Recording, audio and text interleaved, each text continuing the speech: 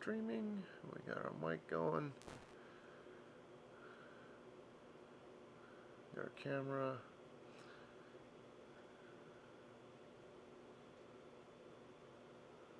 We are streaming again. Excellent. There we go.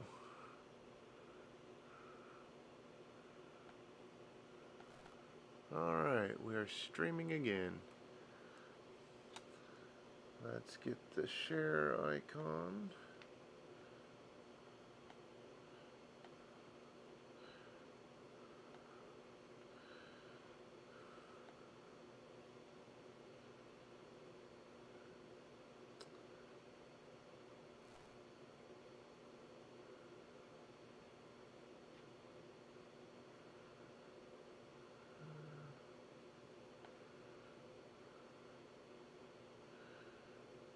Show this thread.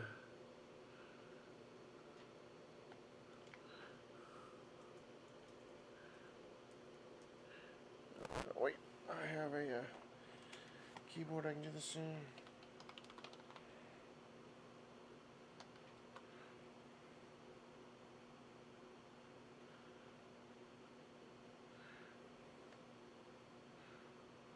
I forgot I made it easier for myself.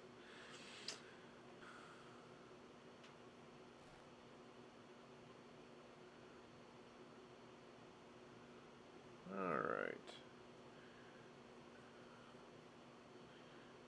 We have a viewer. Let's switch back over to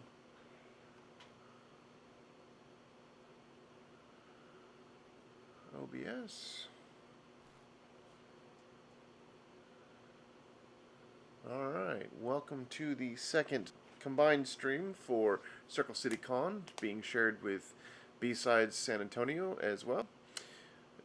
It is sponsored by Cyber Circuits once again. If you need any sort of PCB assembly or any sort of mid-sized American manufacturing run, they are the people to talk to. CyberCityCircuits.com. You should be able to see their link in the doobly-doo.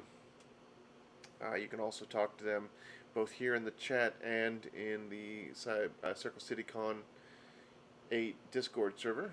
I don't think we're in the BSides San Antonio server at the same time on account of I'm already juggling a whole bunch of stuff as it is. So earlier today we talked about soldering, surface mount soldering, and how to do that. Then we had a session on basic electronic components. That was very informative. And then finally we had a session on how to mess around with the Arduino in Tinkercad, generating random dice numbers, random dice values on 5 LEDs, or 6 LEDs, and I think it was 5 LEDs. And then there was an LCD and a challenge to do your own with dual dice LED setups. Really cool stuff. That was all. Those other classes were not streamed to both, as they were done in the CircleCityCon hardware hacking Discord voice channel. Don't know how to. We did not manage to figure out a good way to simulcast that here as well. But this YouTube channel is being streamed to both, and really publicly, so anyone outside of the conferences as well.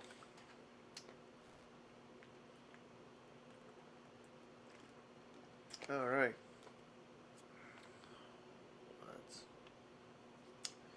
So what we have before us today is an Arduino, which is this microcontroller here, and the PCB with some headers, being powered off of this USB connection, which is connected to a laptop, and it is currently spitting out a nice little Larson scanner on 6 LEDs. That is a thing that is happening. Let's see here. Do I have the code?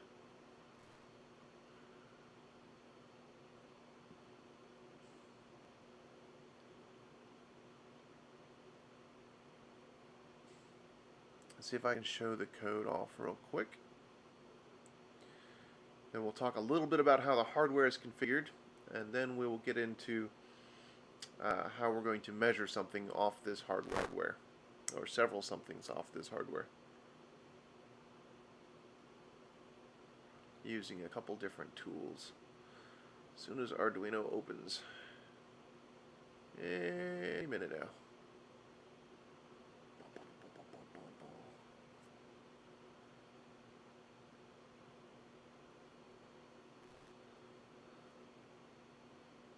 That's why I grew a beard, so I can play with it during awkward silences. We're maxing out what this old MacBook can handle.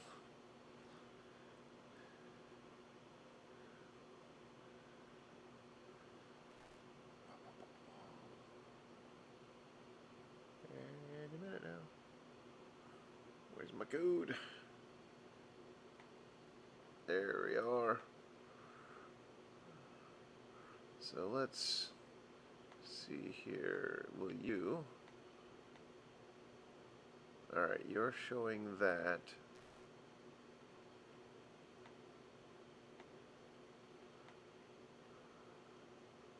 So let's take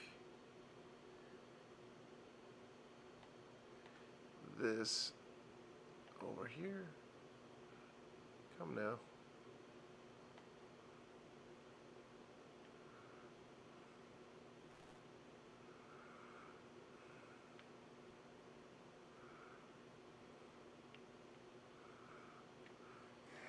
Alright,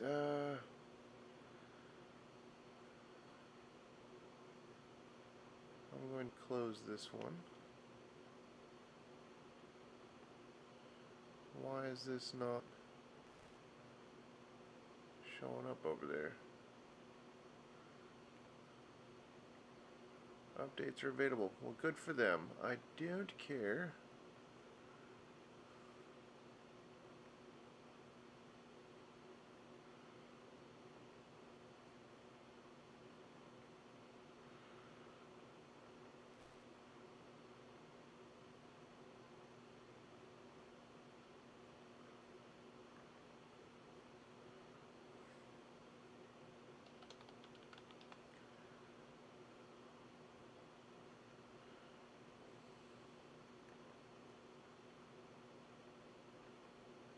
Excellent. Let me put this out here where we can see it.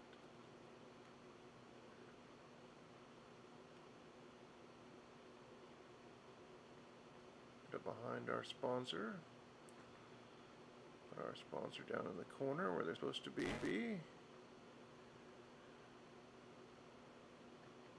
Put my overlay up in the corner where it's supposed to be. And let's see if we can't change this window to be a little bit nicer to look at.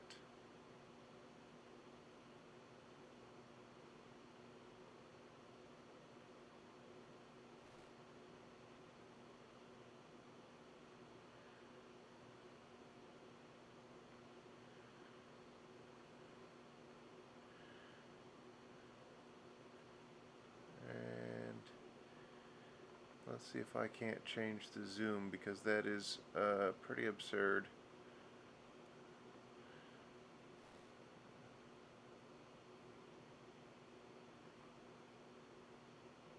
Nope, that is what we're gonna get, I think.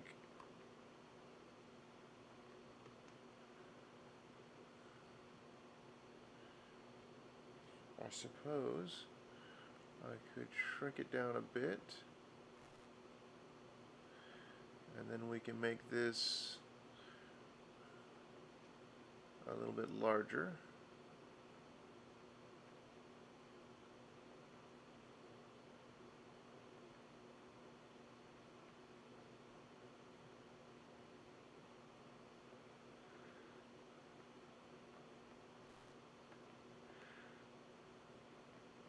Alright, well, I think that we are where we are.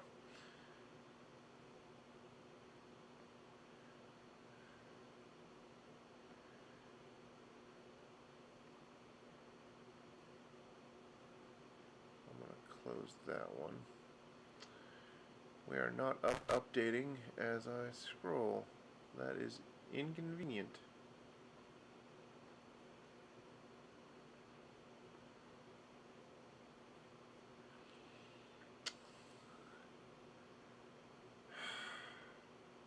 Alright, well, can't say we didn't try.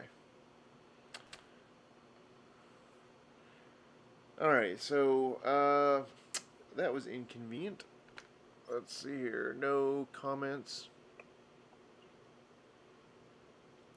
on that. So let's just talk about what we have here. We have our Arduino, which is this microcontroller here, and it has a USB bridge here and a crystal to set the speed. We've got some power filtering and controls, some protection. We've got a programming header here, and we have some digital outputs over here, and we have some analog outputs, input outputs over here, and then we have some power and ground and such over here. See if I can get that a little more in focus for you. Alright, so I'm going to adjust the focus on this camera, and we're going to take a little closer look here at our hardware setup. Let me get this just a bit more. There we go. Now we're a bit more in focus. So it's important to recognize the pin numbers here. These digital pins are being driven via the code to do the animation. But over here we have a ground connection, which is going to be on this yellow pin. And we have a TX and an RX, which are two pairs in a serial connection. And we're going to be looking at the TX, or the transmit side. So that's what's happening over here.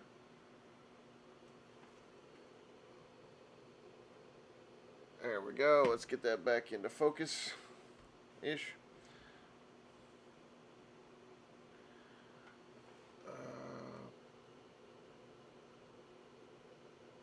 There we go. Get the LEDs in focus. Manual focus, sorry about that. Alright, so we're bouncing code back and forth through here. But what we want to do is measure some of the values of this circuit here. We can do that in a variety of ways, but today we're going to be taking a look at the oscilloscope. And that is on this camera. There we go.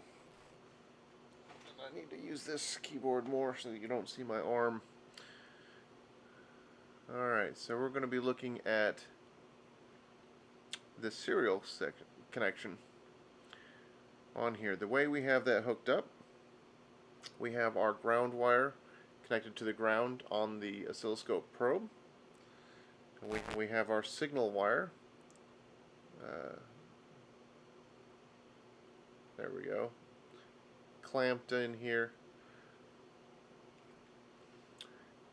And then we have this displayed here. There are a variety of features on the oscilloscope. We're just going to play with some of the basics.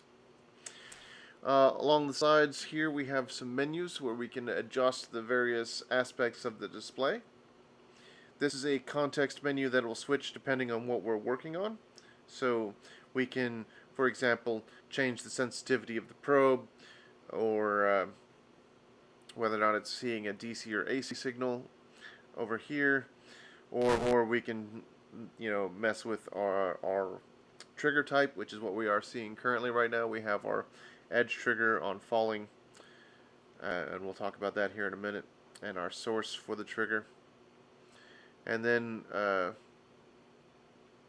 we have a bunch of menus over here which will define what sort of information is displayed down here. So we are seeing a period of 3 milliseconds, 2 milliseconds. We're seeing width, and this is measuring the pulse width and all that fun stuff. We can change that to be a variety of different things.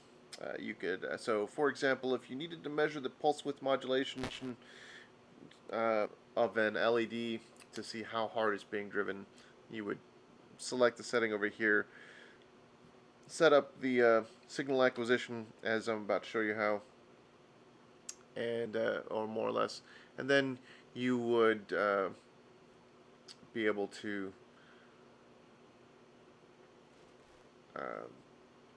see that conveniently displayed on the screen. We have a couple of important knobs. This one right here is going to adjust our voltage per division. I think you should be able to see. It's hard to know based on the compression and algorithm and all that, but there's a grid on this right here. There's a center line there, and then we have these little grids, and down here we have a little indication that says that on channel 1 each grid going up is 2 volts. So this is a chart, and along this axis is voltage, and along this axis is time. Currently we are looking at 100 milliseconds, and that is adjusted by this second knob. So right here, if we go to 5 volts, we can see that this is much smaller on our chart now, because now each one of these grid blocks is 5 volts, and we're basically looking at one grid block there, so we're basically looking at one 5-volt signal. But if we want to zoom in the other way, come on, dear oscilloscope.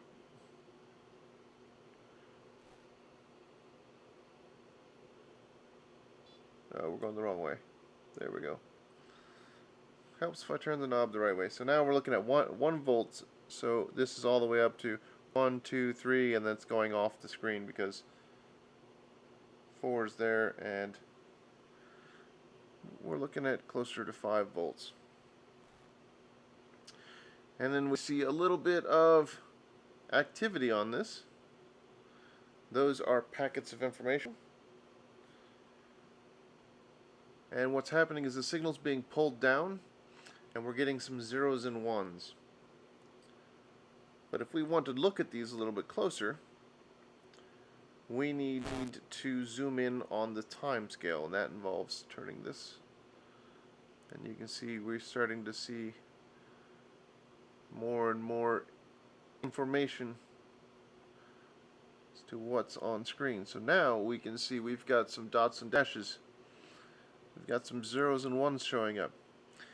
The way we're able to see this is I have set our trigger, which is this knob over here, which is set right here, to look for a falling signal. So when it falls at this point, which is adjusted by this knob here, so as we turn this knob, we can scroll left and right in the signal, and if this signal is longer than the screen, we might scroll that trigger right off the screen so we can see later in the signal. But fortunately for us, this one's relatively short. Close that. Alright, let me check to see if there are any questions. I'm not seeing any questions. Alright, and not seeing any viewers. So, that's convenient. I can say whatever I want. Nobody's paying attention. No, maybe someone will watch this later. I should be polite.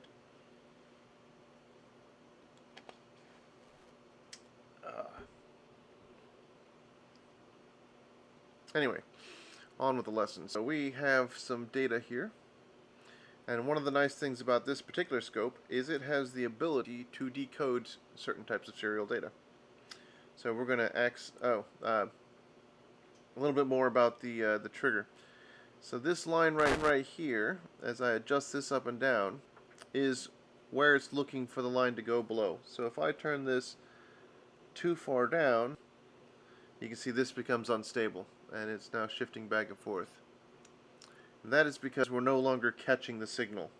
So we need to adjust this up, and anytime we're in between here, we're going to catch that.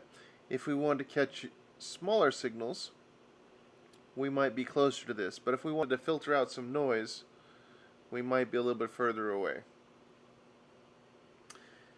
So let's play with the math function, which is going to change our context menu over here. We're going to turn our decoder on channel 1, and we're going to guess at 9600 baud, which I believe is what I set the serial for, and we're going to tell the decode to be on. And here we have actual decoded values. You can see an ASCII character LED, ASCII character space, ASCII character equals, ASCII character space, and then the number of the LED that is currently being animated is going up and down. And then we have a carriage return and a line feed. So if we were poking around looking for signals, this is one way we would find them. More than likely what we would find is a hexadecimal message. It's not likely that microcontrollers are talking to each other in plain serial strings. I mean, it does happen, but if you are exploring a unknown circuit, you're more likely to find hex strings. You're going to have to record those hex strings and then break down if they have headers, addresses, CRCs, messages, and all that fun stuff. If you're curious about that, look at the Bluetooth protocol, for example. That's pretty well documented, and it talks about the authentication and address header, the message body, and all that fun stuff.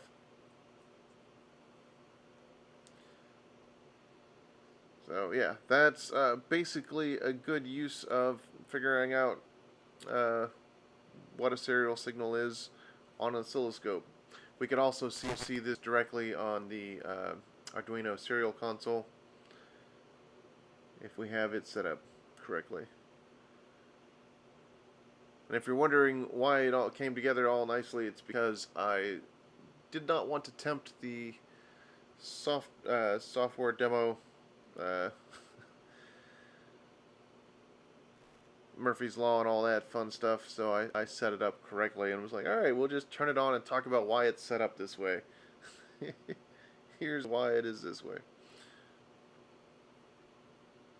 If we want to turn off the decoder, we can take a look at the pulse width modulation rate of some of these LEDs by let's pick one in the middle here. No, let's go all the way over here. Get in there. There we go. Alright, so now we need to change our time scale. We've got a signal, but it's all the way over there. Let's drag it back into the middle.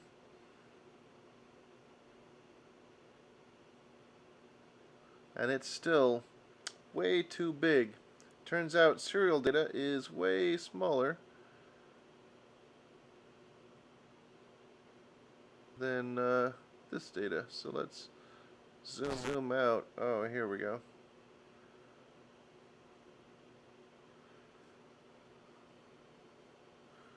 See if we can get this to stabilize a bit.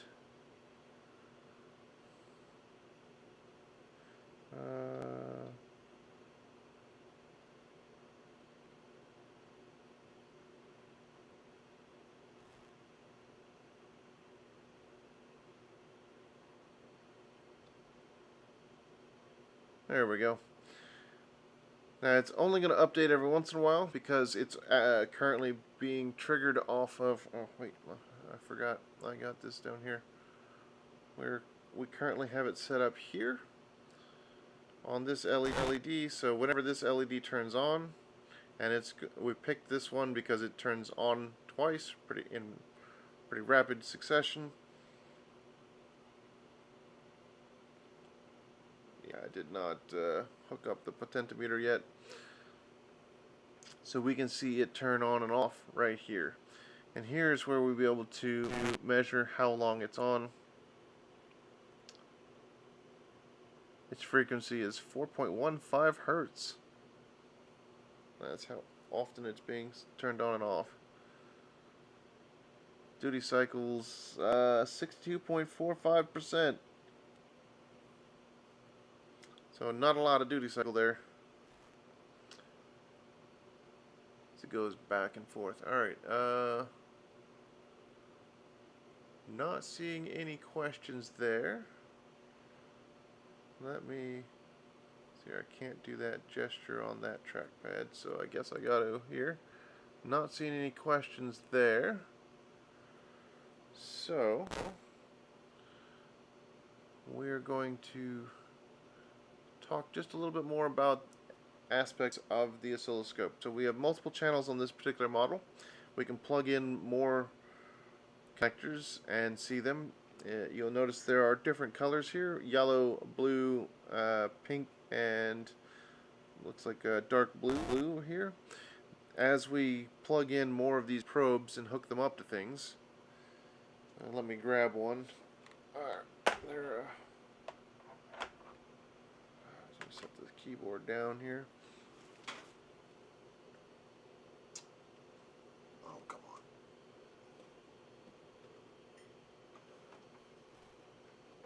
Oh, there we go.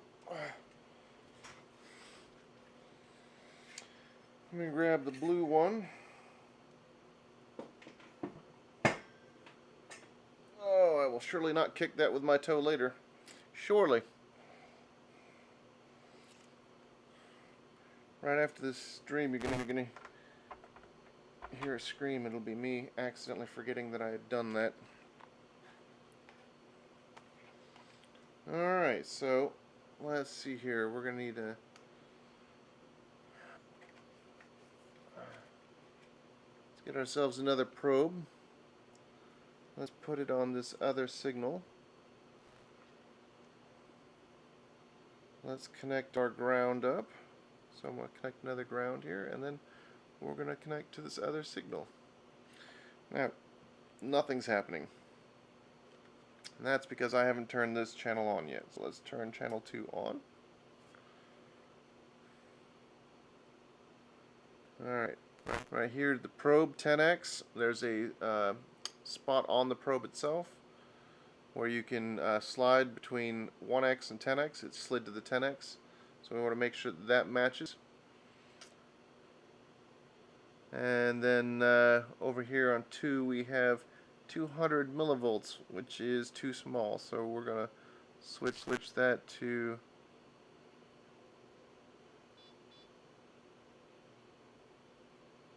2 volts. Just like the other one. But I am seeing oh, is that one offset? Yes, it's offset. So we're seeing the two signals offset a bit, and if I can grab my toothpick, the reason for that is we have these marks here, and I'm just going to click that to zero them together so they're overlaid over each other directly. So now we can kind of see where these two are together, or we can bring it up just a little bit so we can see where they differ. We're triggering off of the yellow instead of the blue, so there's going to be a little bit of difference there as well. But this shows how they overlap a little bit, and that is to help with the Larson scanner. So let me switch the camera view again. So you can see this is going back and forth, and we have a little bit of time where both LEDs are on at the same time. I keep screwing that up. So as it goes here, there's a little overlap of time where they're both on at the same time, and that is just to help that persistence of vision that makes the animation look a little bit smoother. And we're seeing that right here and here. There's a little bit of overlap where they are both on. But you can see they're on for basically the same amount of time. These are all basically the same.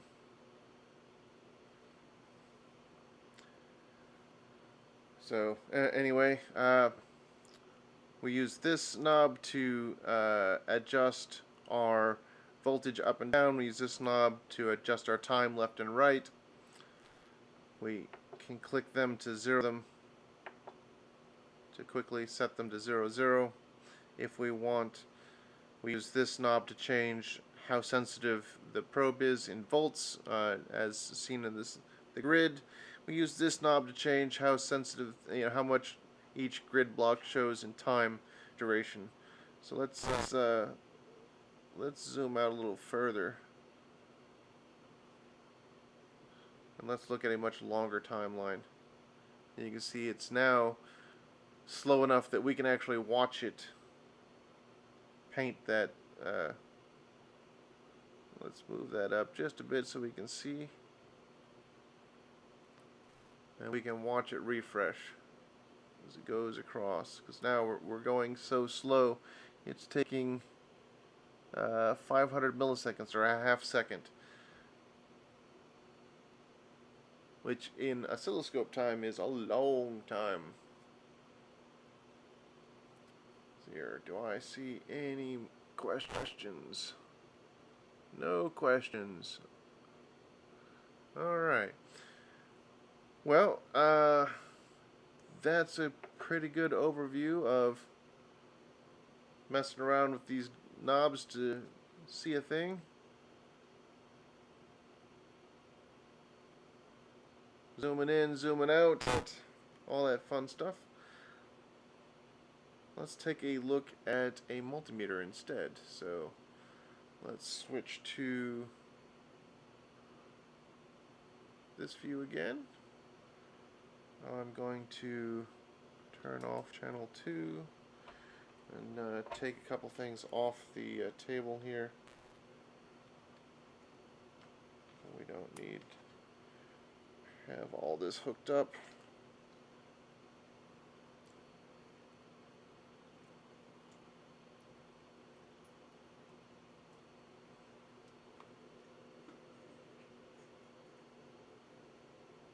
If you are watching on YouTube or participating in the CircleCityCon Discord, please, by all means, speak up and ask questions. Next couple of hours, I'm just going to sit here and mess around, and when people ask me questions or tell me they want to see a thing, that's what we're going to do. It's pretty free form right now. There's not a strict schedule of stuff going on. So by all means, interject with questions. Let's unplug that, put that back in transmit. Look at that, serial data showing up. That probe wire away. Probably going to change. Alright, so we're going to mess around with the multimeter. And we're going to talk about some of the functions it has. So let's move this aside. Over here. Move this over here. And let's see if we can't put multimeter on screen.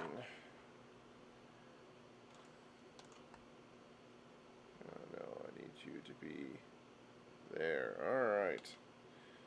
So this is a multimeter I got from an Australian bloke who has a bunch of electronics videos online, EV blog. It's a really cool multimeter. It's it was a present to myself because it does some really cool stuff, including stuff I don't know how to make it do yet, like this low Z mode I've read about, but don't ask me how it works yet. Let's switch over here. So one of the more common things you're going to do with a multimeter is check for continuity. That is, when you touch the two leads together, you get a tone to make sure that something is continuous. We don't want to do that on a system that's on. So let me unplug this Arduino real quick. There we go. And let's check that our ground, which we're measuring here, is actually connected to the ground on the system. So in order to do that, I'm going to put a probe in our ground. Let's see here. We've got one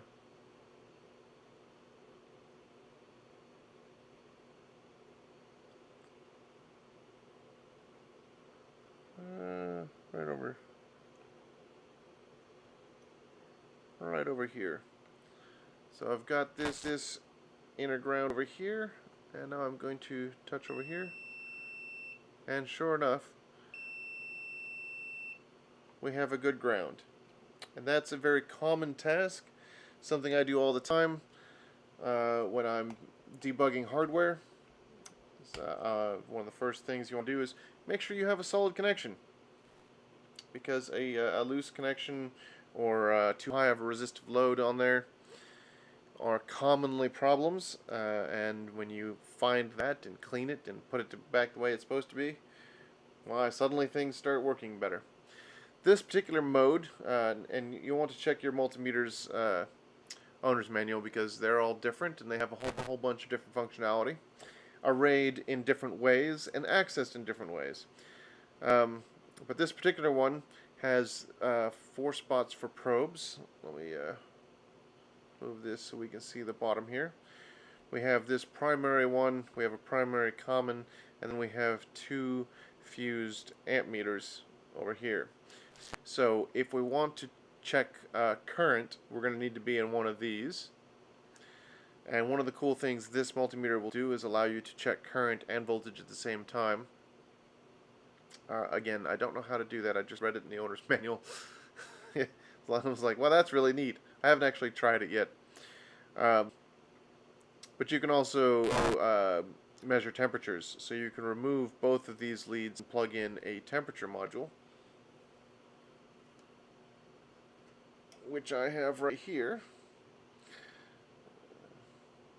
And it plugs in into these same spots, and presto, you can read temperatures right here on the display. But not all multimeters have multiple connections. I mean, they're multimeters, they're multiple metering, but what they check can vary considerably. This mode right here we are in right now measures ohms or resistance, continuity, capacitance, and diodes, but we have to use this mode button to switch between the different modes, and we get a different icon on the screen. It's in nanofarads, so that's in capacitive mode. That's continuity. This is diode mode. So, if we want to check a diode, and I have a couple laying around here, I assure you. Let's grab one down here. We have a diode here. We hook the positive up to the positive leg, and the negative up to the negative leg. And we get a small amount of light coming out of there, and we get a reading on the multimeter's display, which is 1.783 and some change, and that is the forward voltage of the diode, or how much voltage it loses as it goes across, I believe. But again, I'm not an electrical engineer. So don't quote me on that. I primarily use this in continuity mode. That is the thing I do the most. This does a whole bunch of other stuff though. So let's take a look at frequency. So let's switch this to hertz. Not all multimeters will do this. One thing I'm going to do now is I'm going to pull off these covers so I have uncovered probes, and I'm going to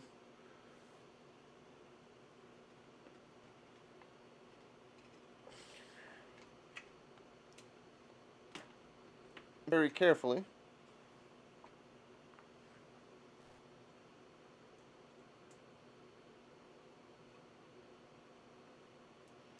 and making sure my meter is set up correctly, we're going to measure the frequency of the voltage on my house, and we're, look at that, 60 hertz, cranking right along. It dipped down to 59 a little bit, it's back up to 60. This can be useful if you're doing power system stuff. On large scale systems, they pay more attention to the frequency of the power than than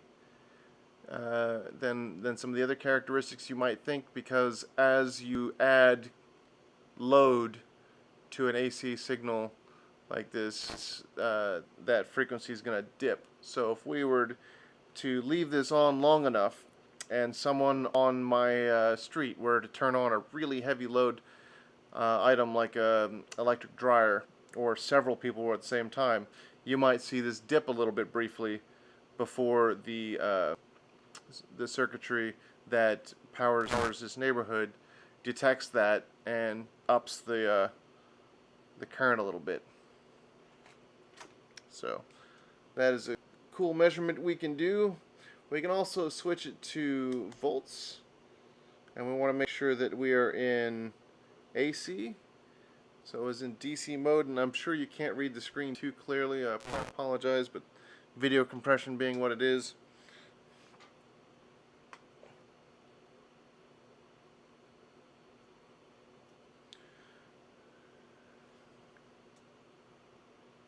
There we go. And you can see my household is running 122.6 and some change volts AC.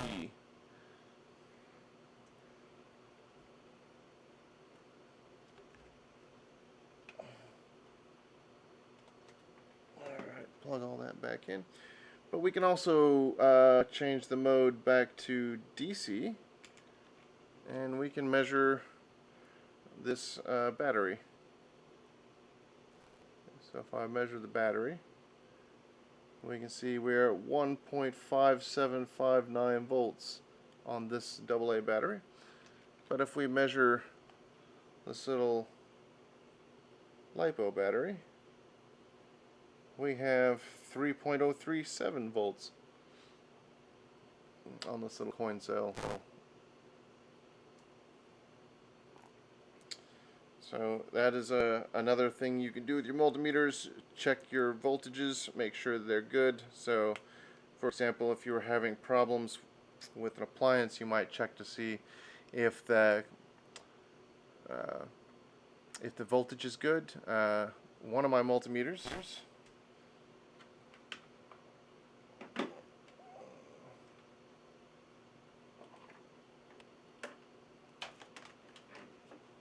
I don't want to hook everything on there. One of my multimeters was used for that at my oldest mother's apartment, and you can see it's kind of melted on the end there instead of sharp compared to this one. You can see it's a little bit janky looking. And the reason for that is her kitchen appliances weren't working properly. And I was measuring for 120. And long story short, there are 3 AC wires that go into your house that carry different, 3-phase AC electricity. And on your 120s, you basically get one of those phases and neutral, and on your 220 you get 2 of those phases in neutral. So you have, I'm sorry, two phases and neutral, not three phase. Three phases is industrial. So you get two phases and a neutral, I believe. I don't know. I'm not an electrician. I know when he lives down the street. I bug him when I need to remember this stuff. But long story short, one of the three wires that fed her house was not properly connected, and as the wind was blowing, it would just kind of smack into the contact, and as a result, she was getting swings in AC voltage from 50 to 220 on 120 outputs. It was very, very bad, and it one of those swings half ate my multimeter probe. Lots of sparks. It was quite. I was very awake after that happened. Let's see if there's any questions. All right, got a couple of viewers. Again, if you're watching this, by all means, ask questions. Tell me what you want to see. For the next couple of hours, I'm just going to mess around and do whatever interests me until someone asks me a question, and then we're going to talk about that. So feel free to ask questions. We've got the oscilloscope up. We can play some more with that. I've got another thing we can look at, which is yeah, it's right here. Yeah, so we might mess around with that a little bit. If nobody's got any questions. Yeah, so I was able to get, once we had the problem diagnosed, it was not a landlord thing, it was a power company thing, and we were able to call the power company and say, hey, there's some seriously wonky things, here's what we've recorded, and they were able to come out and go, oh yeah, this is bad, and, turn the power off, connect the wire appropriately, repair the break that had caused the wire to break, and then turn the power back on, and then she was able to use her kitchen again without it eating appliances. Appliances are designed for a certain range of power, and if you just keep fiddling with that, they don't like it, turns out.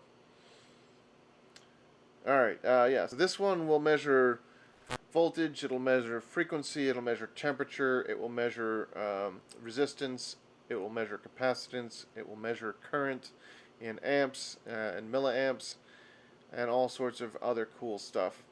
You can get multimeters that are specifically designed to measure how much current is going through a circuit. They've got a big clamp they put around it.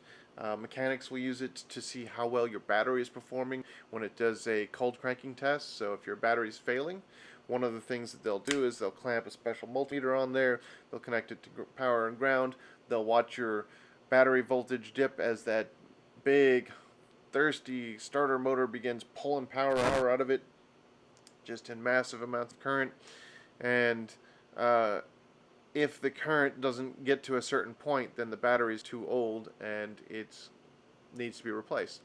It's just not capable of delivering enough current to spin that giant combustion engine around enough. I don't have that clamp on this one because I don't do that kind of work as much. I do mostly, microcontrollers.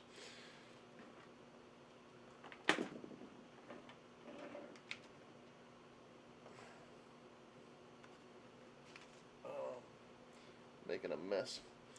Alright, I do have another tool I can show you all. Where did I put that diode at? There we are. So this is a pretty neat device. See if we can get it in focus. There we go. I'll move this further out of the way. It's got this little thing where you can stick the feet in, clamp it down, press a button, and you can't read it. There we go. We get this on the screen. It's testing. So it says that it's a diode. The anode and the cathode. which direction they are, and there's that forward voltage, 1.86 volts, which I believe what we measured before. So it'll also measure resistors, so we can stick I got a couple of different resistors in here. So let's put a resistor in there and see what it says.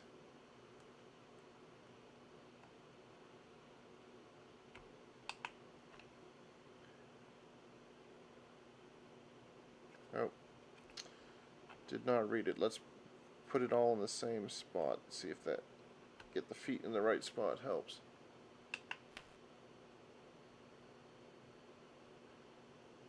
Testing. Alright, 4.95 ohms. This is basically almost 5 ohms.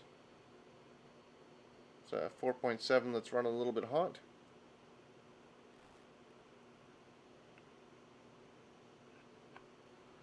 And this one, turn it towards the camera,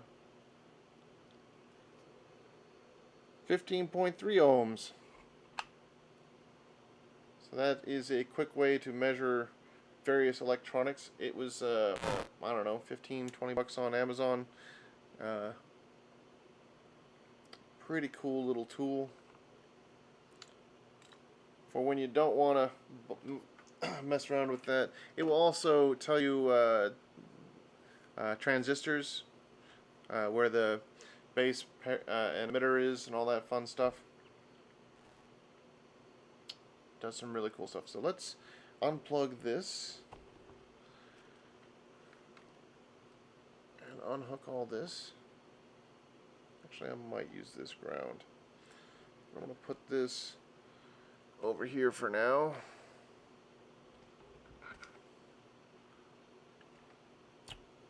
Let's see here. And again, we have no questions. So I'm being left to my own devices here. What do we have here?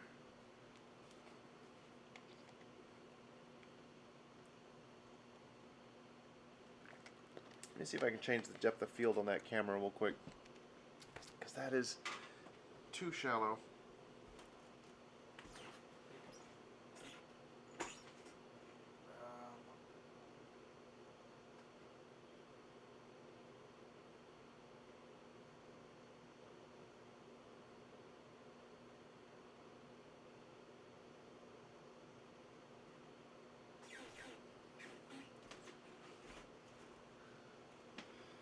Alright, that's a little bit better, I think.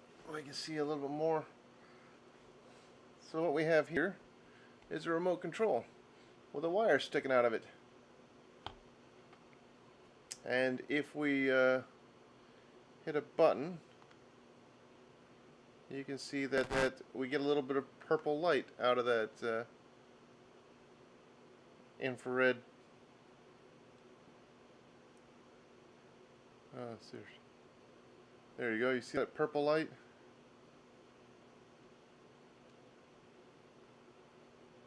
That is the infrared signal. And as cool as that is, what would be even cooler is if we could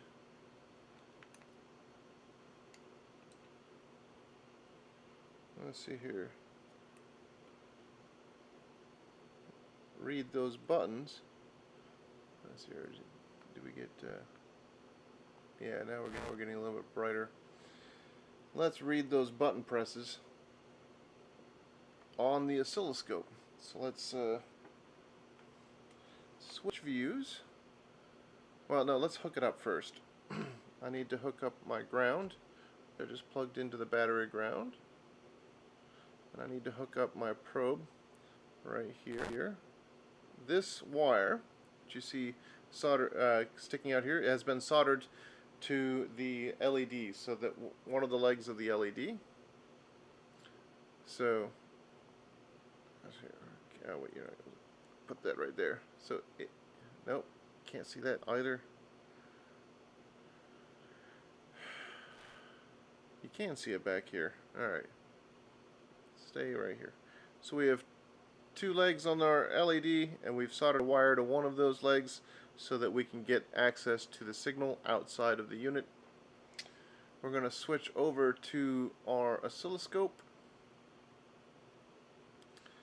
We're going to switch our time in a bit, and you can see that we've captured something.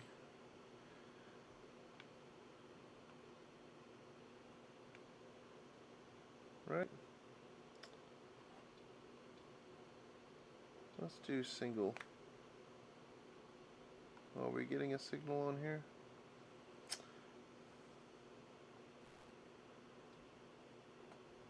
Ah, there they are.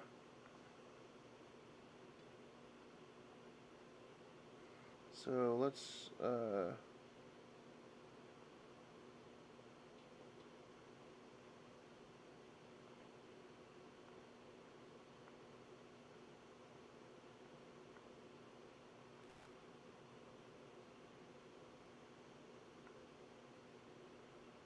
so now we're getting a signal when we press a button. Look at that. So now we need to get that to show up and stay. There we go. Now we've captured one. And we can zoom in.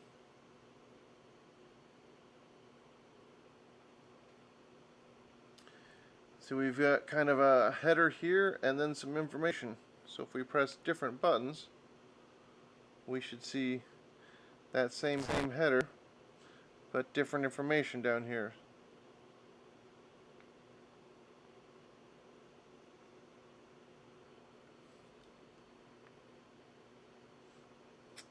The batteries in this good? They've been in there a hot minute. Let's zoom in a bit.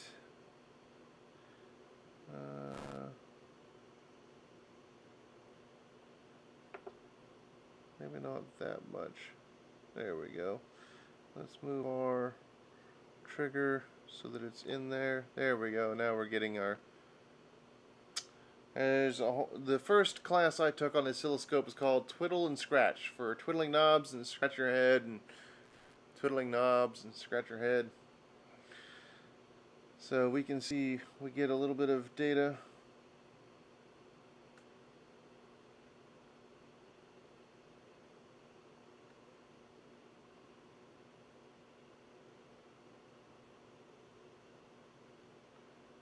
Let's pull that.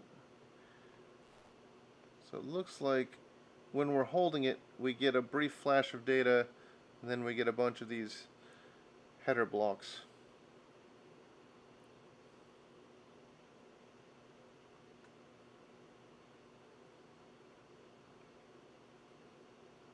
So we could use this scope in single mode to grab just one of them, and then go to run and grab the next one. Oh, once I get in single mode again.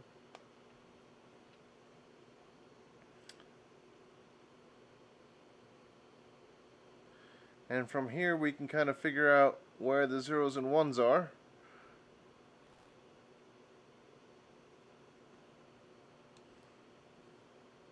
This looks like it's establishing where the pulse width size, and then we have some data encoded in there. So, I mean, there you go. Some fun with the oscilloscope and a remote control. If you wanted to reverse engineer your remote control, there are a couple of ways you could figure out what pulses you need to send, and this is one of them. There are probably easier ways, though. I'm sure if we went on Google, we would find better ways to go about it.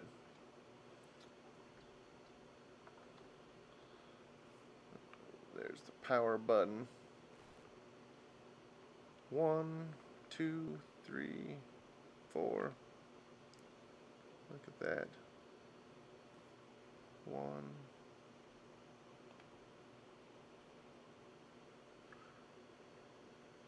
Fascinating. Alright, so that's one of the other demos I have for you.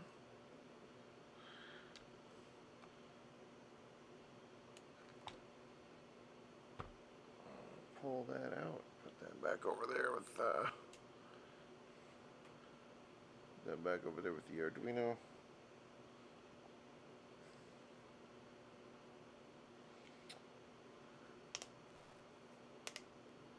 What else can we take a look at?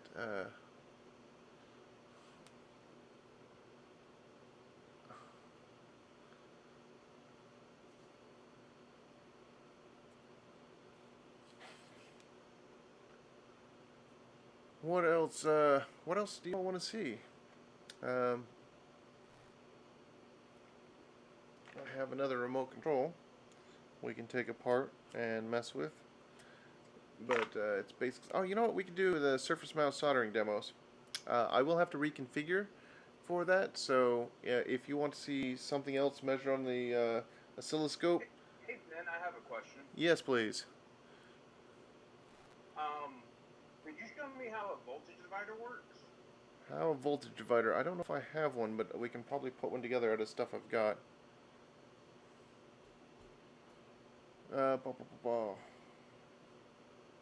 First, let me Google, how does a voltage divider work?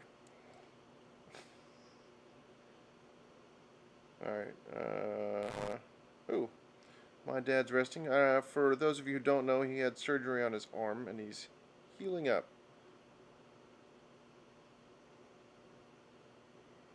So,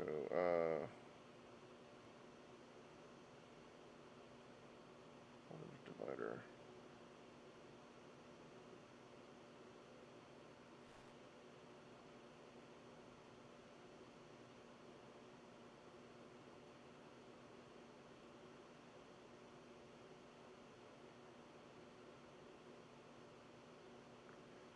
Oh, yeah.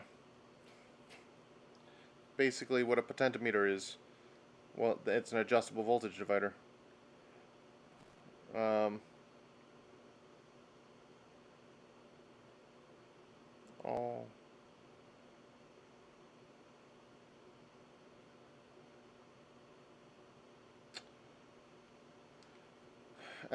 So a fixed voltage divider is something that would be in your circuit that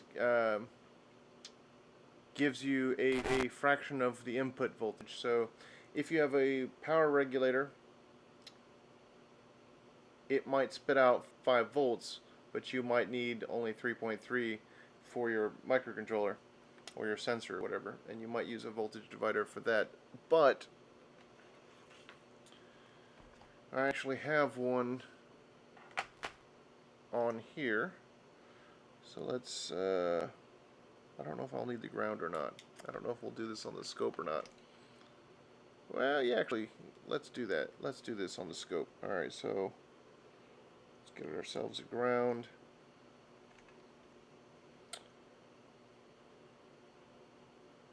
And now instead of reading the serial thing, what we're going to read is the output of a voltage divider, or a potentiometer, which is a variable voltage divider.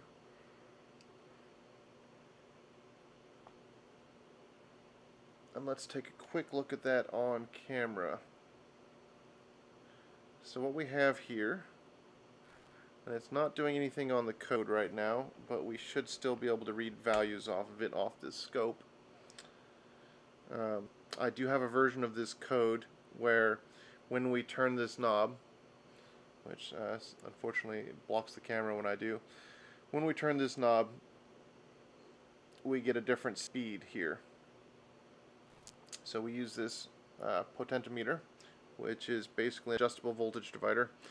And basically the way that works is you have your power, you have your ground, and then you have 2 resistors. And you have a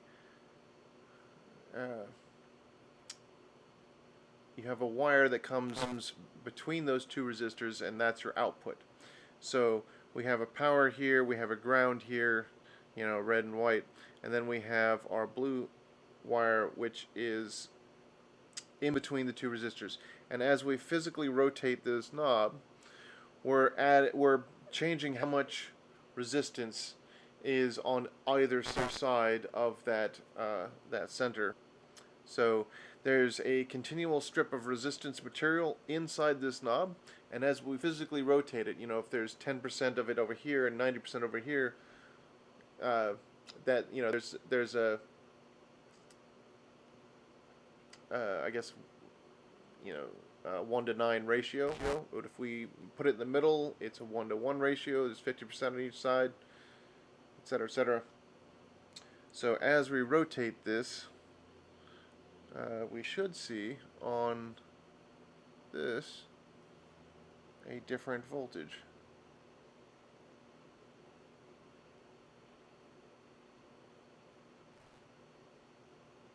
Right? Theoretically. Let's see here. We are on. Oh, normal run. I don't need the trigger on right now. I do need to center that. And I'll center that.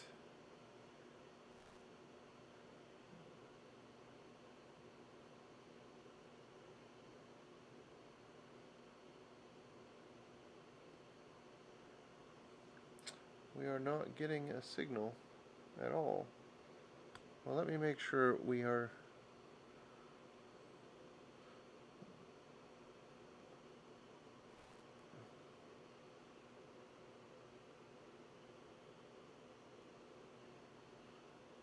I should get, oh, this should be at 2 volts. There we go. So now, plug it in here.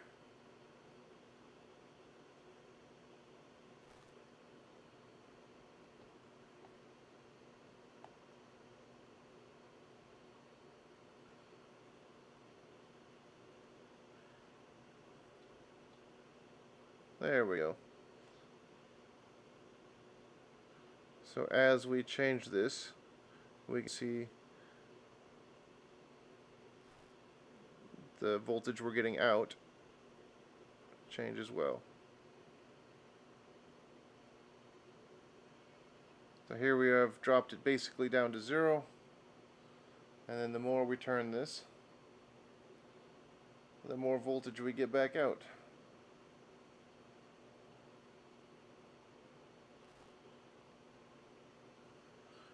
Till we get our maximum. There we go. Let's switch that to 2 volts. 2 volts per division. This is translated via an ADC on the Arduino. So here on this Arduino, we read that signal here on this analog input, which is this blue pin. Move it into the in focus range. We have this blue pin right here, which is one of our analog inputs, which goes through I believe a 10-bit ADC, I think, because it goes up to 1024. Or does it go up to 255? I think it only goes up to 255, which means it's 8-bit. I'm thinking. I'd have to look that up. But, so, it goes through an ADC, or analog to digital converter, which is a piece of hardware that looks at this reference voltage, or at this voltage compared to a reference voltage. So, it looks for the difference between the reference voltage and its maximum input voltage, or that it can sense. So let's set this right there. We're now looking at about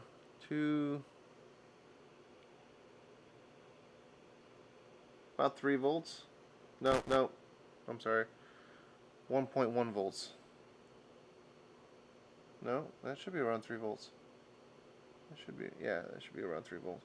Let's see here. Let's measure. Yep, that's 3 volts right there. The way I'm looking at that, let me switch this to you. The way I'm using this tool to figure that out is I have this trigger right here, and I have a reading right here, so I can roll it right up on to that line, and it says 3 volts. So we're right on 3 volts right here.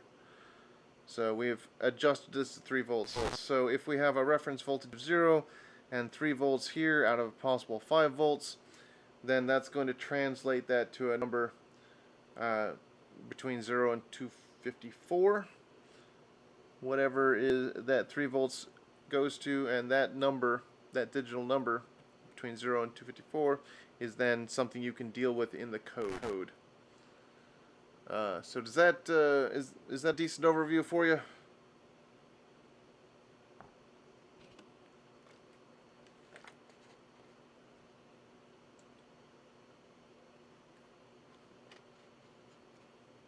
I hope so. All right, more water, please. Let me see if there are any other questions. Not seeing any there. All right. Well. Yeah, that was awesome. Thank you. All right. What else can we mess with?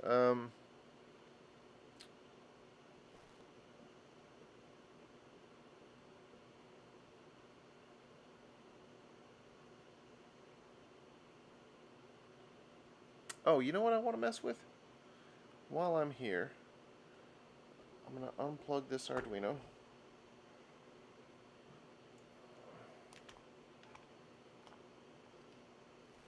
Because I have been interested in something I put together recently.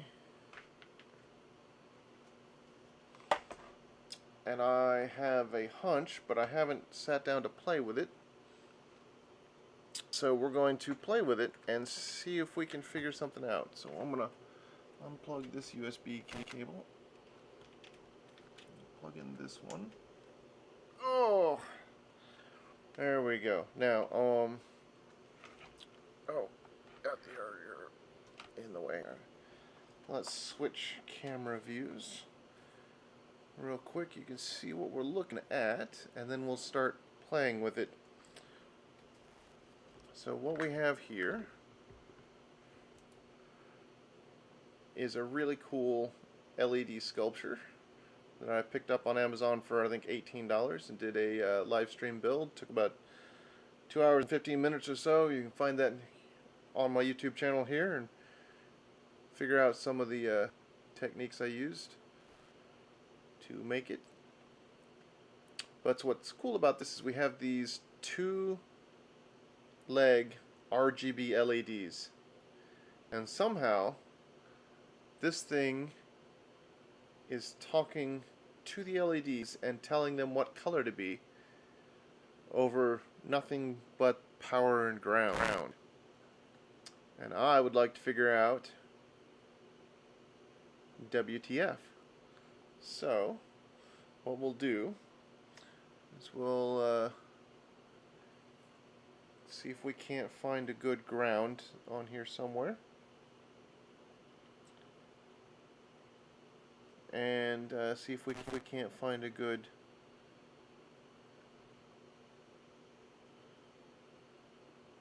positive signal, and I don't know which is which yet. And see if we can't figure out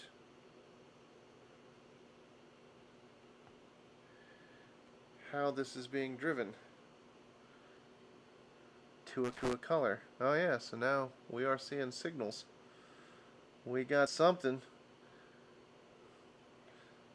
So we're getting a little. We've got a noisy power. When the power comes on, there's some noise in there. So let's zoom in and see if we can't find some sort of digital signal in there.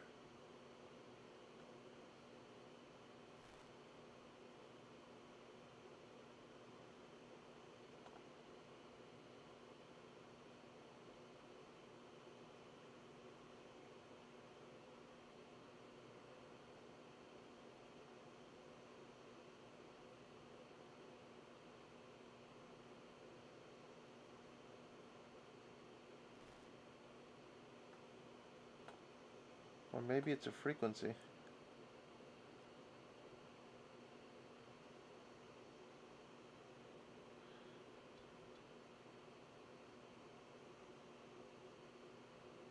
Oh, look at that. Alright, so we got a capture here.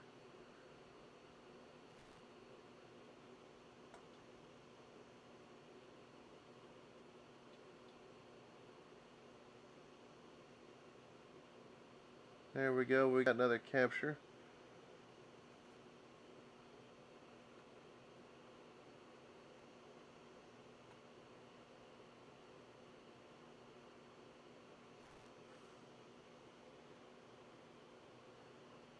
Huh.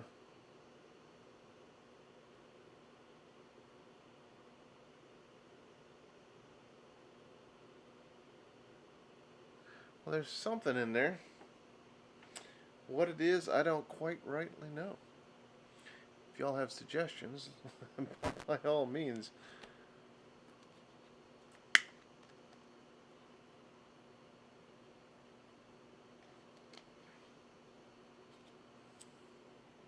This would probably be easier if we could find a mode where it's just cycling through colors but keeping it on. Because otherwise we're just getting whatever we get. There definitely looks to be something in there.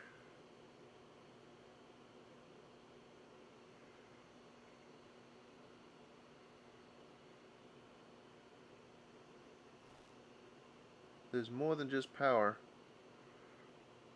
There's a repeating something in there. I wonder if it's just a very simple frequency overlay on the power that the little these little LEDs, I have a couple of extra ones here, but you don't want to watch me write code just to figure out if I can drive them appropriately. But yeah, this is definitely something I wanted to look at. Like, can we catch these things doing what they do? Let's look at a different one.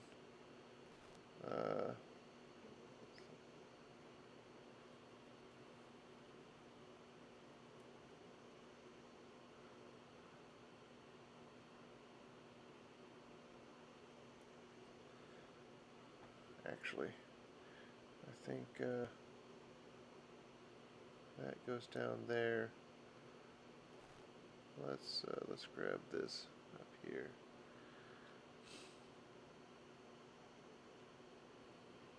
Oh, there, now we're seeing some, look at that. There, we're definitely seeing some data in there. So let's, oh yeah, look at that.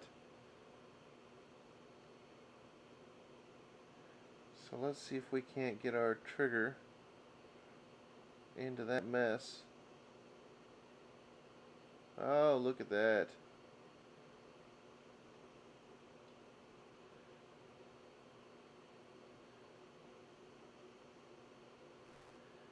Yeah, look at that. That's some data.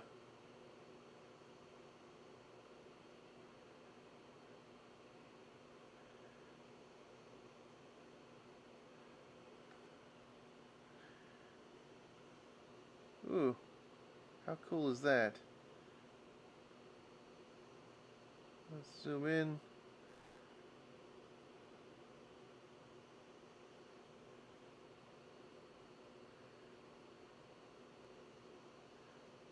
Yeah, there's definitely some sort of signal overlaid on the power as it gets the power.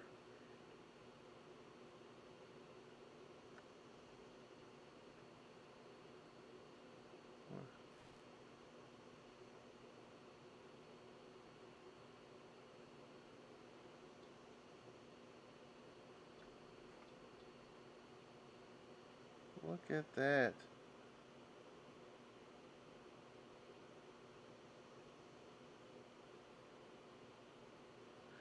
And here's how we can scroll through that captured data.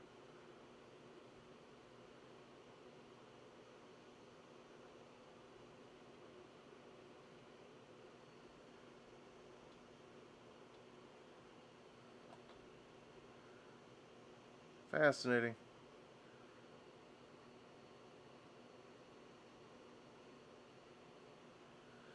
Yeah, so there's definitely some sort of data in there driving these things to their different colors.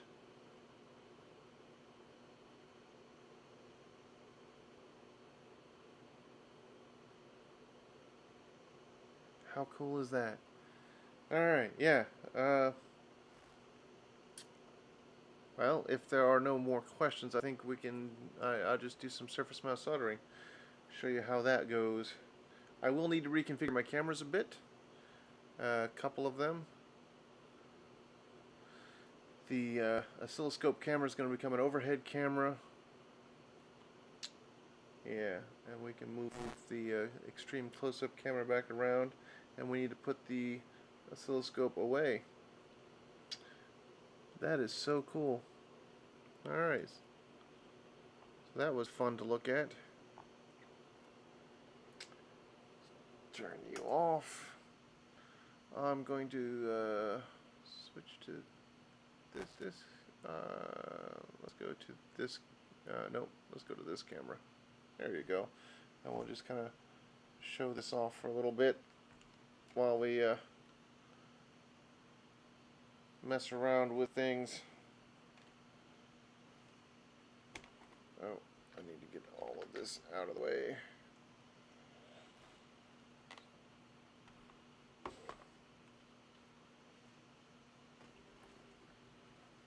Alright. This.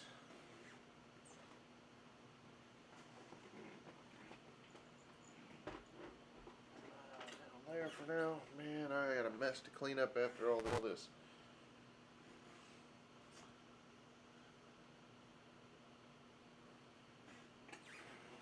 We got this and this and a data sheet to look at. Alright. Yeah.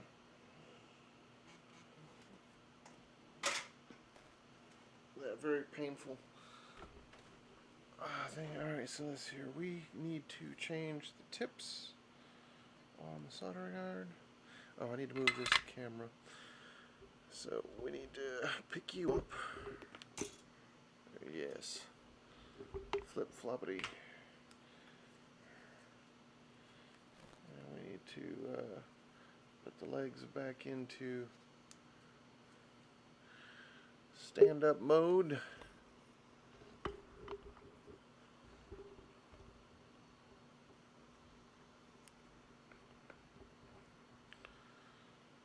Alright, and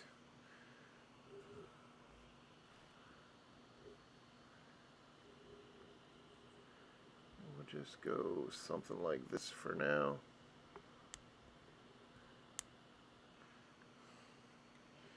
Put that off. Alright, what do we see on this view? Let's put this there. Alright,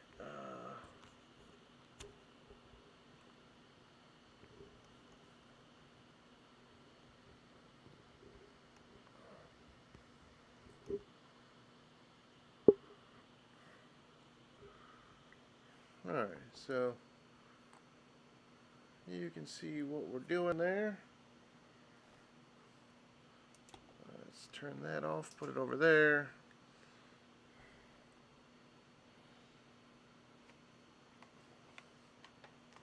So let's talk about this for a moment.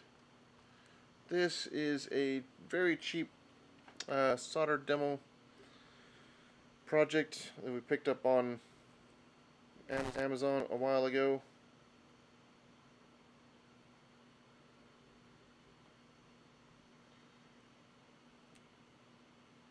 Somebody else bought them for the level 1 soldering classes that I teach, the free. There we go. Let's zoom out just a touch. There we go.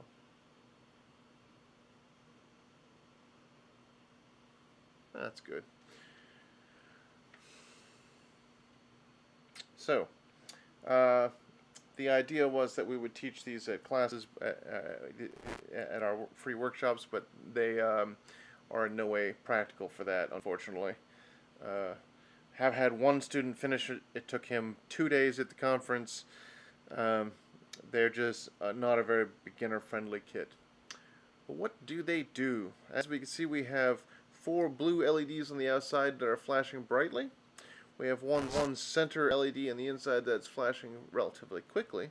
And then we have another LED that is just kind of advancing around this circle as it goes. What's happening here is we have a 555 timer that is outputting a digital signal to this digital counter. This digital counter is then counting up, and that is being used to go around the circle. We have the count being output here in the center, and then we have some passives up here, some capacitors and resistors that are being used to set the speed and configuration for the 555 timer and the digital counter. And we have some diodes here that are being used to send power to and some resistors. These 4 resistors here, I believe, are being used to send power to these transistors. These transistors are taking power straight from the voltage through this current limiting resistor in each one of them and lighting up these blue LEDs. The reason that these blue LEDs are being lit through a transistor versus these red LEDs that are being lit directly off the 555 timer and the digital the digital counter circuit is that the red LEDs have a different forward voltage and different current requirement than these blue ones. These blue ones are much less fuel efficient, I guess we could say. They're much thirstier. They want a lot more current. So if you were to draw this kind of current through your 555 timer or your digital counter, long term you could do damage, or even short term, possibly. Although in this circuit I don't think it's that bad. But this is an excellent opportunity to take a look at the universal language of electronics. And we're going to do that by looking at a datasheet that is entirely in Chinese. I'm going to turn the power off for that, so we don't need to have that on anymore. Alright, put the power away. And let's see here. Let's switch to a different camera. Can you read on this one any better, or is that's still upside down? Alright, so you can read on this one a little bit better. We will do what we can to show you this. So you can see there's a bunch of stuff here in a language I don't read.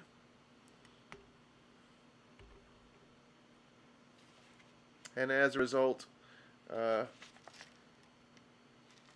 I can't tell you what it says. I don't know what any of this stuff says. And the beauty of this is that I don't need to know what any of this says. I mean, it would probably be handy, but it's not important for what we're trying to do. We can understand this. If we learn a few basics, we can understand this without knowing any of the fancy words or any, in this case, Chinese.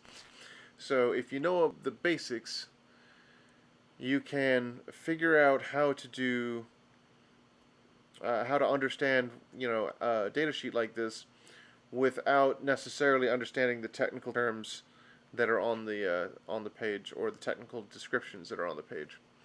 So up here, what we have are a bill of materials, commonly known as a BOM, B-O-M, after the initials to bill of materials.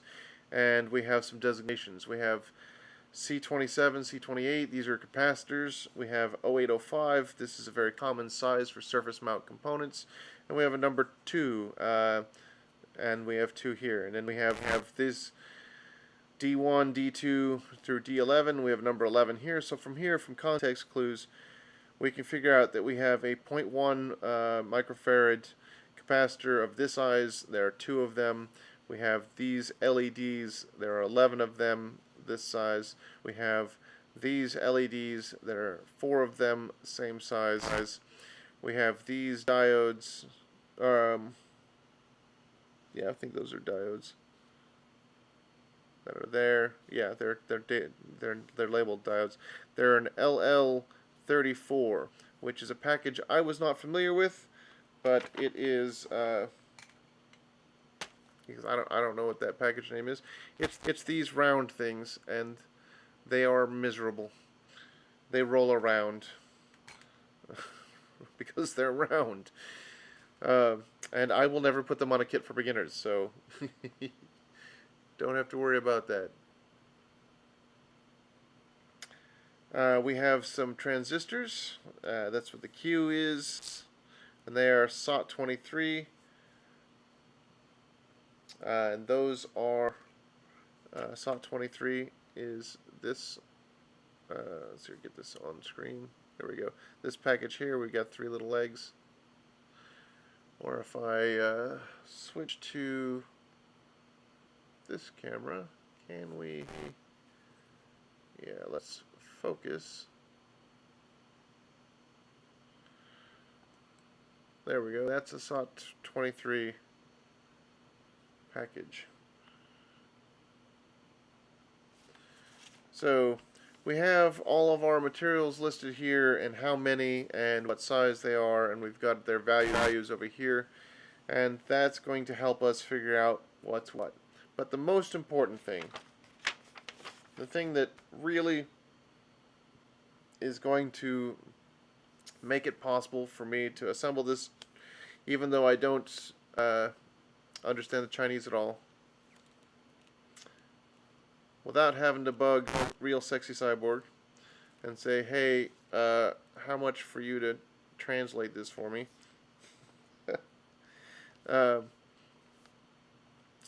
We can instead just read this circuit diagram. Now again, I'm not an electrical engineer. I'm just a nerd. This is, you know, something I'm interested in, but I'm not an expert. You don't need to be an expert to figure all that out.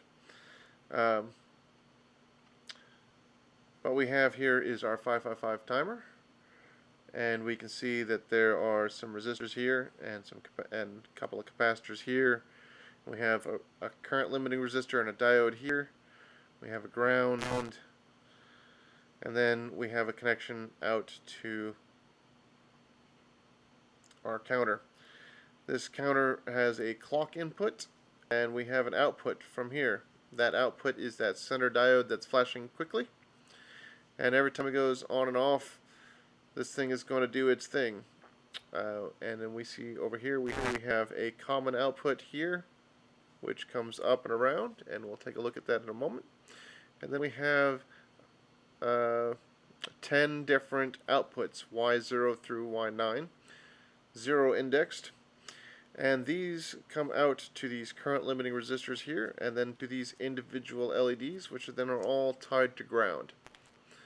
So we have power coming through from the 555 timer into the digital counter through here, although we also have voltage coming in here, VDD on 16. So we have a signal coming from here to here. We have power coming from here based on this, and it's going out to these one at a time, and then when it gets to the end it comes back here, and it just keeps going around. Now this common output here is coming out here and around, so let's move this so we can see a little bit more.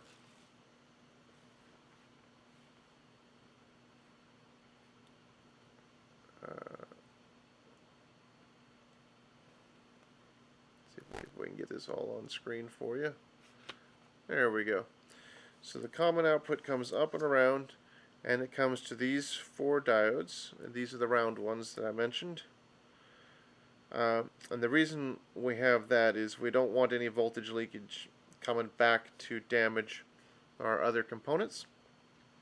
We have some 10K resistors here. These are pull-down resistors. And then we have our transistors with our base gate emitters. And basically, when we get a signal in through here, we're going to connect across here, and that's going to allow power to go straight from the voltage input through the current limiting resistor, through the diode, and then over to ground. But that will be turned off as long as this is being pulled down. So we have power basically going, but we don't want power to go back and go in this way, so we have these protection diodes here. I'm probably butchering this, so any EEs out there who are pulling their hair and cringing, I apologize. But again, I'm just a nerd figuring this out. And my point to you all is that you don't have to be an EE to figure this stuff out and understand what's happening. So now that we know basically what's happening, we can understand what we're looking at when we look at here. We can understand that we've going the wrong direction. There we go. We've got our 555 timer. We've got our digital counter. We've got our outputs to these over here, and we can follow the traces and we can see what's happening. And that is the short version of this kit. It's also got some stuff on the back side. I'm going to switch to the up-close camera for that, though, because this is where we really show off. These are resistor packs. They're very convenient for putting a large number of resistors in the same spot in a smaller space. Every square inch of your PCB costs you money. More than you would think, so it's a good idea to get it as small as you can, but then it's really hard to build. If you work with someone like our sponsors, Cyber City Circuits, they have pick-and-place machines which have and they use solder paste and solder mask, and they can place components like this and help save you money. But if you're doing this manually, these are a pain to do, and I will show off doing them because I have lots of practice, but they're no fun. Same with these 0402s. You know, again, you can save money by getting the smaller ones on there, but doing them by hand is no fun. It's quite slow. It's actually counterproductive to go, even when I go at you know, on my own projects as fast as I want to go. These things slow me down.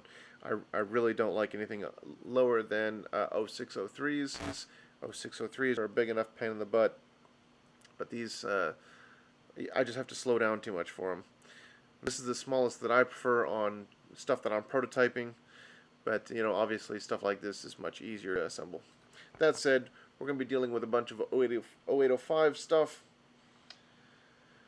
And now that I've rambled on a bit, I'm going to check to see if I have any questions. I see a message retracted.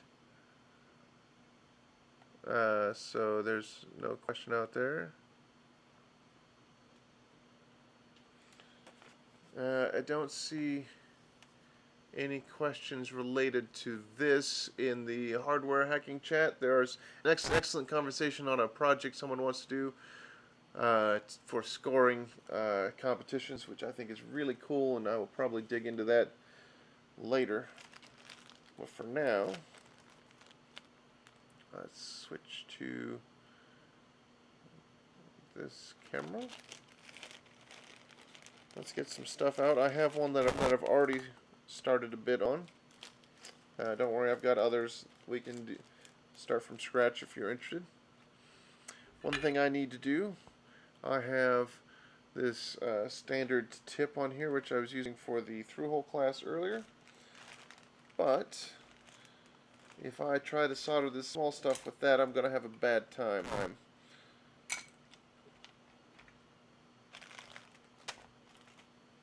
And we're trying to keep this a family-friendly PG show. So instead, I'm going to put this tip on. You can see the difference here. We have a much finer tip, but we still have a nice fat chunk of metal there to hold a lot of heat. I have finer tips than this, but I have found that this tip, because of that extra girth there, holds the heat better and is actually nicer to solder with. when I'm doing surface mount stuff. Alright, let's turn that on. One other thing I do want to look at before we get too far into this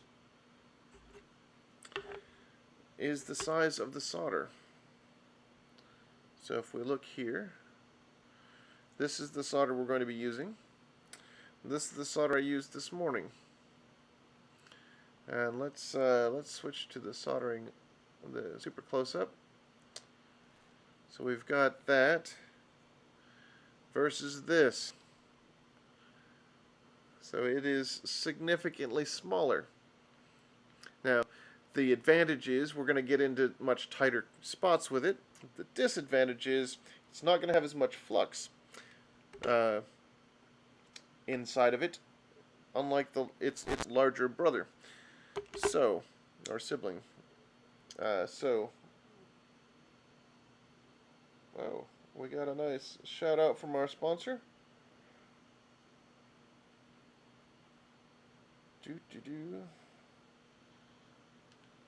And again, thank you very much to all the folks at Cyber City Circuits for making this village possible for both CircleCityCon and B-Sides San Antonio. And thank you, CircleCityCon, for allowing me to share this with B-Sides San Antonio, who I had committed to first before my friends at B-Sides San Antonio were like, hey, could you help us? And I'm like, man, I'll do anything for you, but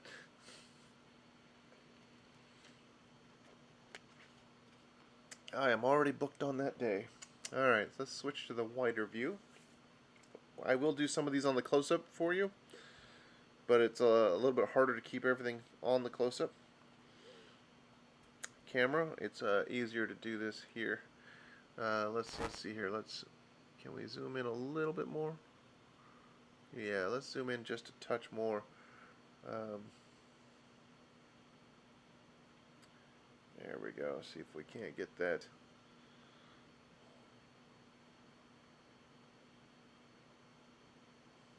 No, I'm going the wrong way. The bad thing about this particular camera is it's on the Wi-Fi, so there's a bit of a delay. Come on now. There we go. Alright, so we have one of our transistor LED and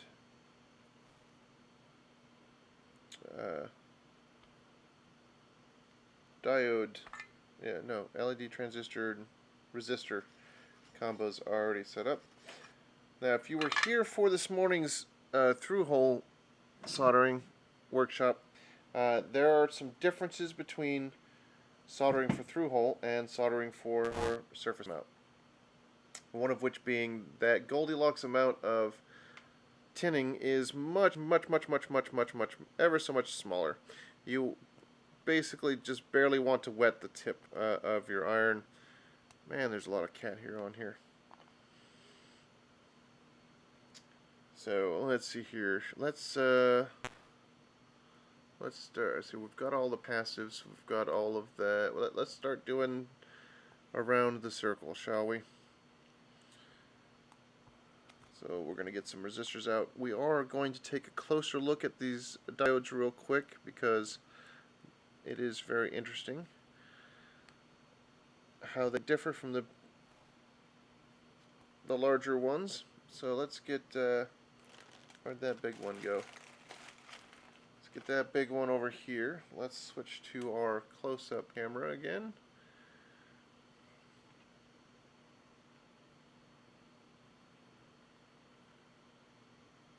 So this is the diodes, the LEDs that we're using on the big kit.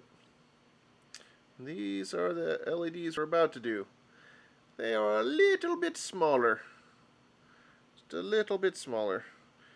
Now, on the big ones we have a long and a short leg. So we can say, hey, the long leg is positive, the short leg is negative. And that makes sense. But on these little ones, we don't have a long and a short. Instead, we have a little indicator that points to the cathode on this particular LED. On most surface mount LEDs, but not all of them. In fact, sometimes a manufacturer will sell you 4 different color LEDs, and 3 of them, all from the same series, all from the same manufacturer, and 3 of them will point to the cathode, and 1 of them will point to the anode. Which is why we like to test this. So we're going to get that multimeter out. We're going to put it in diode mode.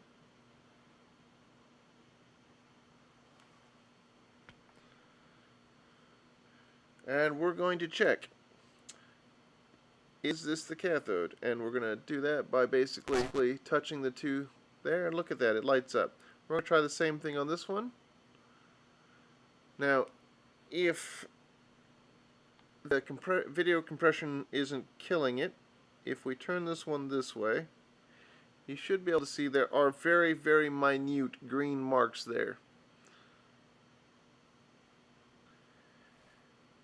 So if I turn this one around, you can see it does not have them on the other side. So we have little green marks we can see on this side and on this side, and they are on the same side that that little notch is pointing to, as we can see here. So if we're going to be looking for that green, and we're going to be putting that on the cathode. Now, that's all well and good, but where's the cathode? On the PCB. And here we're going to see that we have a thicker white line on this side than we do on this side, and that is going to be the cathode. Typically.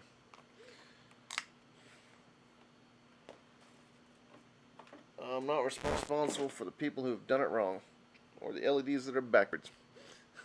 So, check them again. That is what I recommend, and it's what I do frequently, because I have learned some very expensive lessons. You might think, oh, well, you know, they can't be too expensive. Oh, they can. Alright, now, because, there we go, because that solder doesn't have a lot of flux in it, we're going to use what's called a flux pen. And we're going to just kind of scrub that liquid with the fiberglass type bristles that are in the tip of it across these pads. And what we're doing is we're scraping off any layer of oxide that might be there and making it easier for us to solder, to get solder on there. And we're leaving a thin layer of flux, which is all we're going to need when we get in here and do our soldering. So let's do let's do D4 here. And what I'm going to do is I'm going to tin the pad more than the iron. So now I have a little bit of solder there, and I'm going to then use my tweezers to grab the part, and I'm going to melt that tinned pad and push it in there. Now notice that surface tension is definitely playing a role here, a much bigger role than it did earlier. I'll hold that in place. I'm going to remove the heat, and look at that. Now we can grab it and we can move the whole thing around. So surface tension is going to behave differently here, and that is going to bite us in the butt if we're not careful. So we're going to want to be careful about that. And the other thing is, when we heat up here, we're also heating up this part of the PCB, because heat radiates out. So if we do this too quickly and we're not paying attention, we can put this in and then we can immediately jump over here, and that'll reheat this over here, and it can cause both sides of the part to become loose, which will then cause it to stick to your iron or some other unfortunate outcome. So we need to be careful of stuff like that. We're going to, while we're looking at components, up close in our hardware hacking village, let's go to our close-up again, and let's look at the difference between the resistor we used on the big kit and this resistor. So this one has some nice stripes. We have brown, green, black, and then gold. So brown, green, and black would tell us what value it has, and gold would tell us how close to that value it's supposed to be before you can call the manufacturer and complain to them that it's not exactly what they promised. This one does not have stripes. Does not have much room at all. Instead, what we have, put that so you all should be able to see that, we have 471. And the way we read this is the first two are the value, and the last one is the number of zeros. So this is 470 ohms. And if we look back at our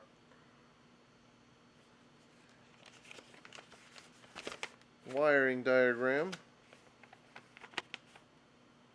in here we see we have R1 through R51 through R60, and if we look through here we see R51 through 60, and if we look at the value, it is let me get this on camera. There we go. It's 470. So we have the correct the correct resistor going with the correct spot. And I did not know any of that going into all this stuff. I had to just kind of, learn it by Googling and practicing and asking questions. So, by all means, don't feel like you need to know this stuff to get into playing with electronics.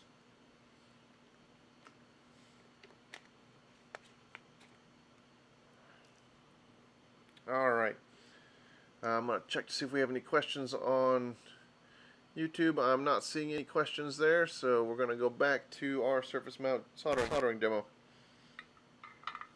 I'm going to do the same thing now. The resistor does not have any marks for positive or negative because it doesn't have a positive or negative. But we're going to place it down here. And we could even solder it white side up. It would still work perfectly, no big deal. But it would then be much harder to figure out what went wrong if we ever had to come back and take a look at this circuit. So it's just for our convenience. It is easier for us if we go ahead and put it in an orientation that makes it easy for us to read. And look at that, just a little bit of solder, we got it in place. So let's just bang through a couple of these, and then maybe we will take a look at some of the downsides of surface mount soldering and how to deal with them.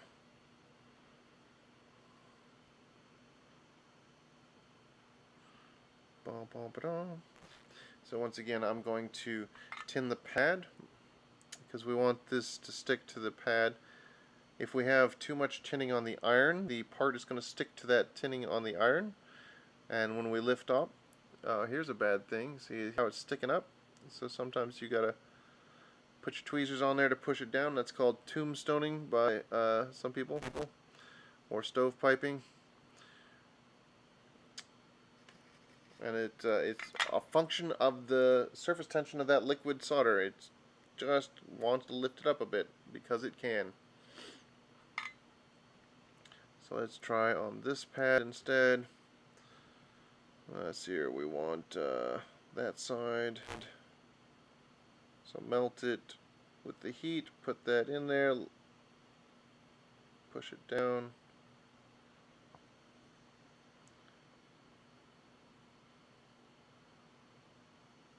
There we go. Just put all these happy little components in their happy little homes.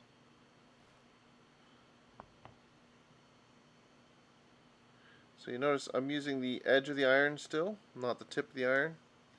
And I'm using it to heat both the pad and the part. You'll also will probably see me clean the tip a lot more often while doing this work because it's going to be required a lot more. Because we have less tinning on the iron, and we're getting less flux on it as we go about our business. We're going to be oxidizing the tip more, and so we want to just keep that nice and shiny so that we are conducting our heat appropriately. This is a skill. It takes time to master. But when I started building boards, I think 1 in 3 worked the first time. Most of them needed some rework. So when you start this, you understand that it can be pretty difficult, especially with the smaller components, and especially if you're really used to surface mount soldering. I mean through-hole soldering, because surface mount is a slightly different game. Once you figure out the differences, though, it's pretty easy. I find it relaxing now.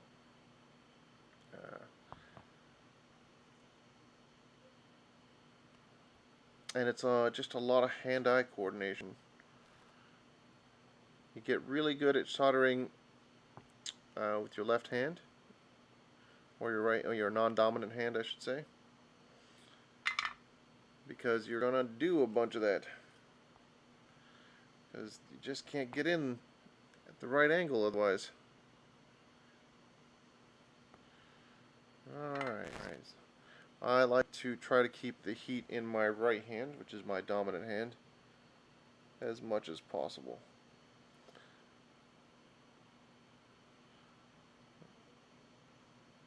There we go.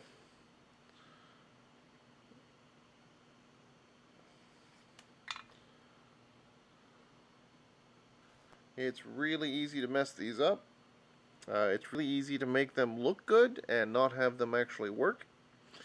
So that's something to consider while you're working on this. There are a lot of ways this could go bad. Oh, here's a fun thing. Notice that the LED is sticking to the tweezers.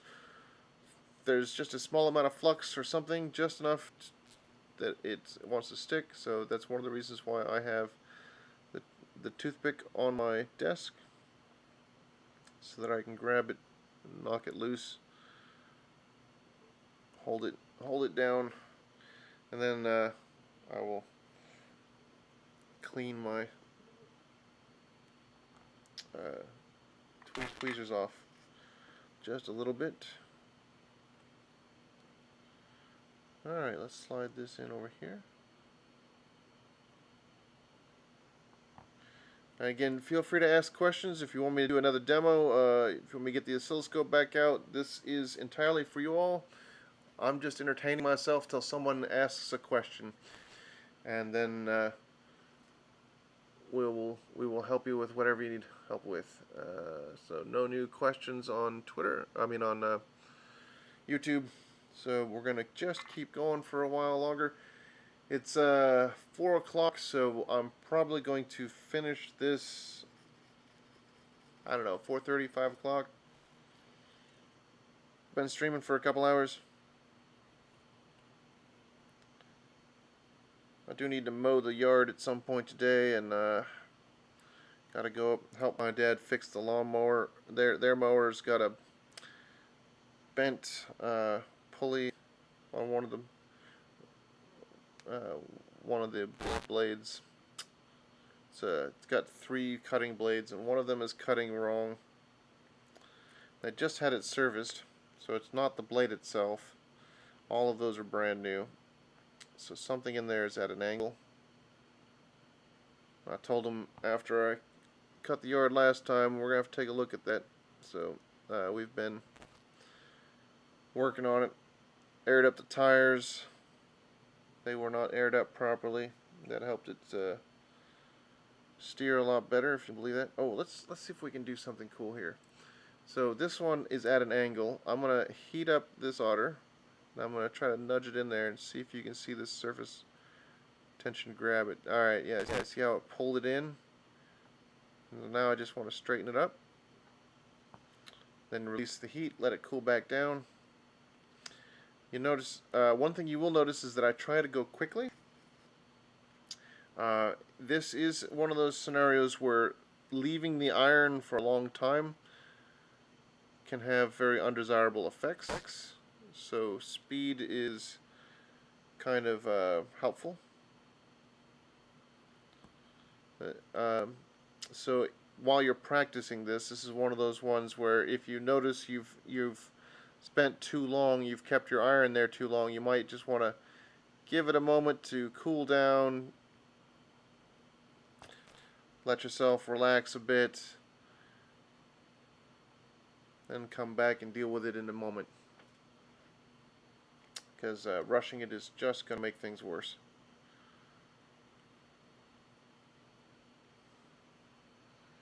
Alright, let's see here. We're going to put that in right there. See how the surface tension pulls it right into place. Side of the iron touching both the pad and the part. Got to touch them both. If you're not touching them both, you're not going to have a good time. There should be at least 3 of those left. There are. Alrighty, let's see here. You are, that's what I thought. So we're going to put you right there.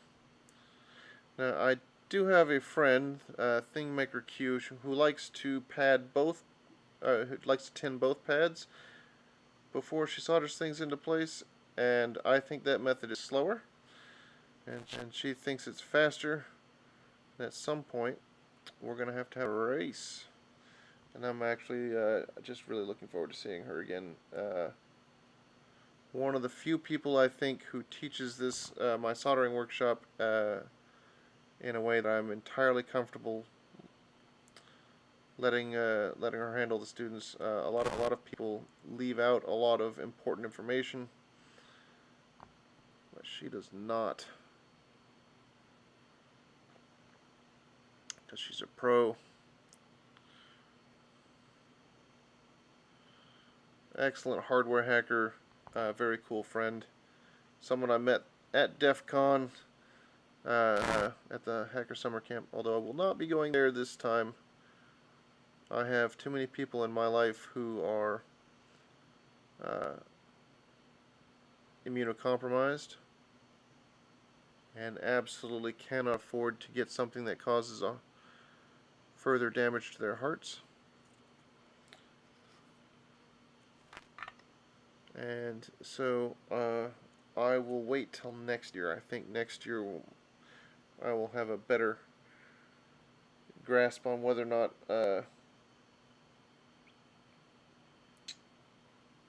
we are doing a good job in our country with vaccination. Right now I'm a little nervous that and the consequences are just way too high. So unfortunately I will only be there virtually this year.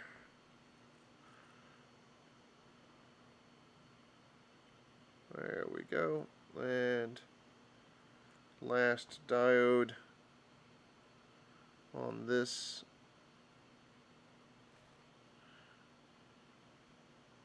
We're just going to put that in there. That's sitting on top of that ball of solder. So we're gonna hold it down with the tweezers. One of the downsides, that surface tension, it'll just sit on top. Sometimes you just gotta cover it in some flux and let it and reflow it. Make it work. But then you gotta clean it off, because flux is not supposed to be conductive, or not supposed to be conductive enough. But I can't tell you how many times it has been enough. Enough to be a pain. Alright, so we're gonna have to line these up nice and careful.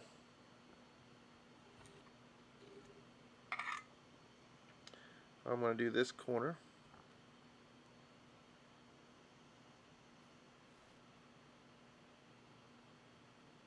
There we go. Oh, it's not quite lined up as nice as I would like, so I'm going to heat it up and nudge it around a little bit. That's a little bit cleaner. Then I'm going to come to the opposite side do that one, come to the final one. There we go. Now we need one of these bright blue LEDs. They have the same green marker on them, but if we want to double check, and it's always a good idea, we can turn our meter into diode mode. Uh-oh, nothing's happening. There we go. Weren't quite making good connection. Get away from that. There we go. Now we're getting a nice blue light. Look at that. And what do you know? This kit I've put together like 15 times is correct. Let's check for questions on YouTube. Don't see any.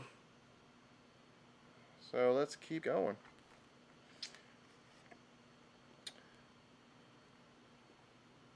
If there's something you want to learn about or hear about, by all means, chime in on the Circle City Hardware Hacking chat or voice channel, or let me know on YouTube, and I will do my best to check the comments and respond. Alright, we need another resistor. What type of resistor went out there? Is that the also the 471? Yeah, that is also the. Alright. So we got 3 more of these.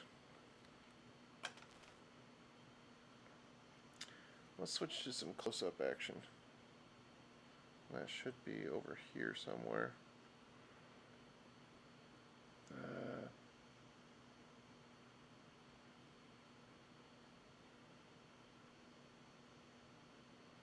That's this corner.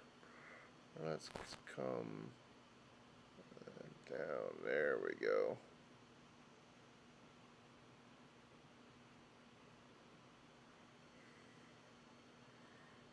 There we go. So we're going to put this little resistor in place now.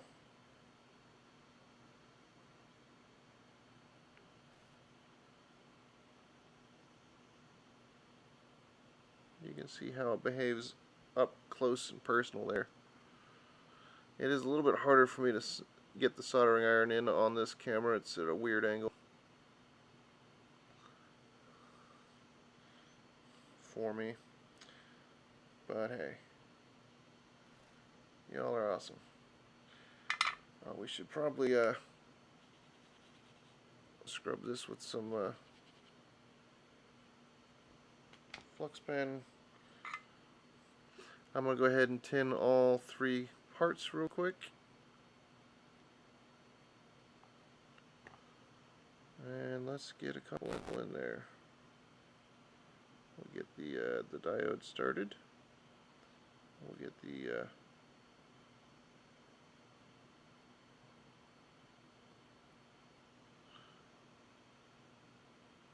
transistor in there. And where did I put the LEDs? There are 2 more of them. They're somewhere on my desk. Oh, here they are. All right.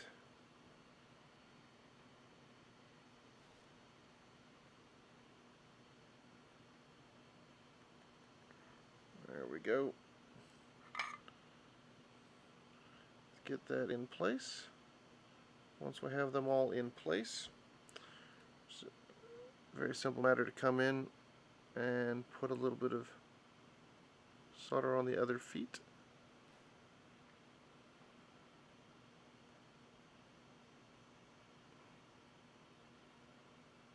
Come on.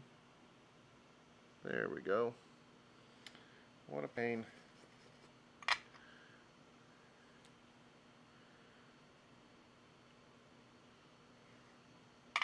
Let's do that again one more time, then we'll show off a little bit. We'll do some hard stuff.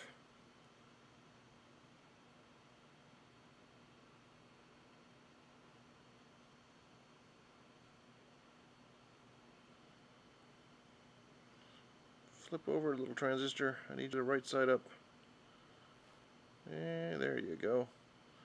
I need you the right side around.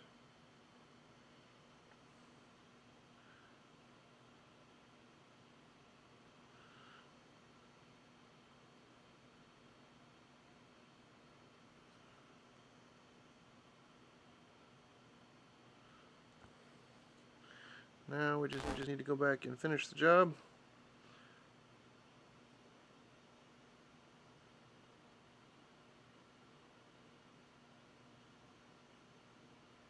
Look at that, beautiful. Alright, now we can test it. Let's switch to this view.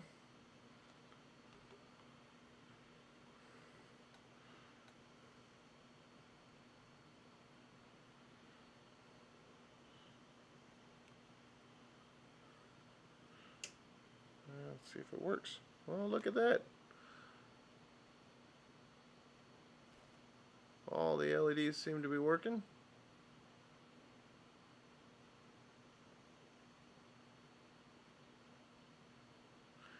They're not updating super quick on that camera because Wi-Fi, but hey.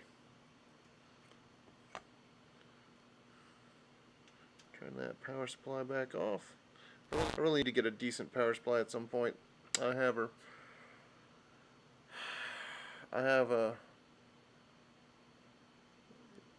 one I got from school years ago that was not great then.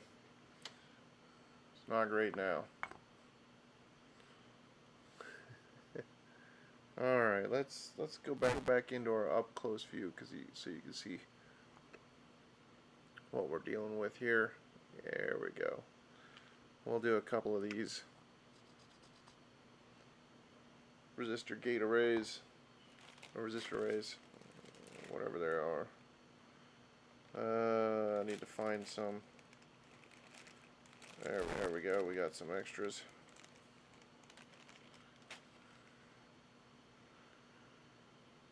Fortunately, these kits came with plenty of extras. Now these are completely non-functional. They do nothing on the circuit. They are hooked up to some test pads to see if you did a good job, and that is it. And they're just here to be a pain. And they are a pain.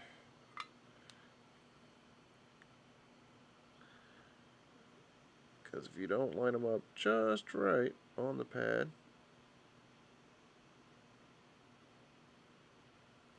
there we go.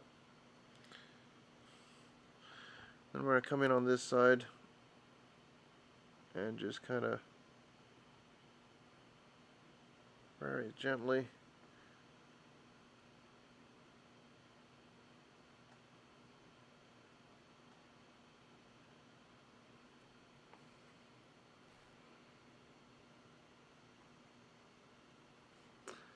there we go. Look at that. Like I've done it before or something.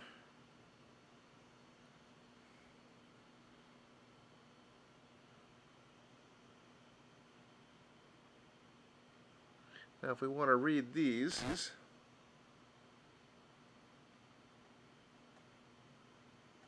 we see a 10 and a 3, or 10K resistors.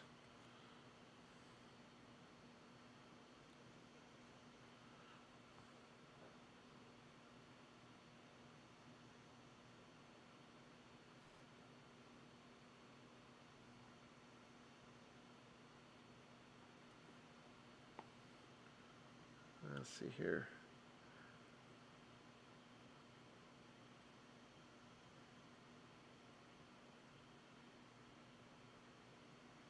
Look at that. Beautiful. Alright, well, while we're showing off,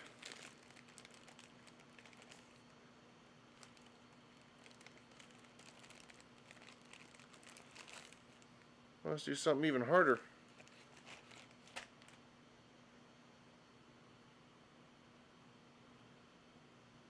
And just to double check so you know how hard this is, these are what we have been doing.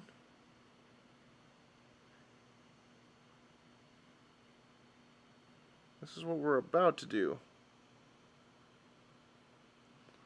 Look at that. It is itty bitty, even on the standards of itty bitty. Look how itty bitty that is.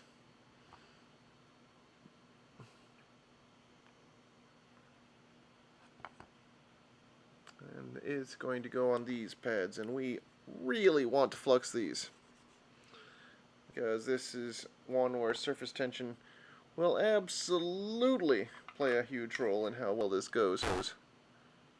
So we're going to do just a tiny amount of pinning on that pad.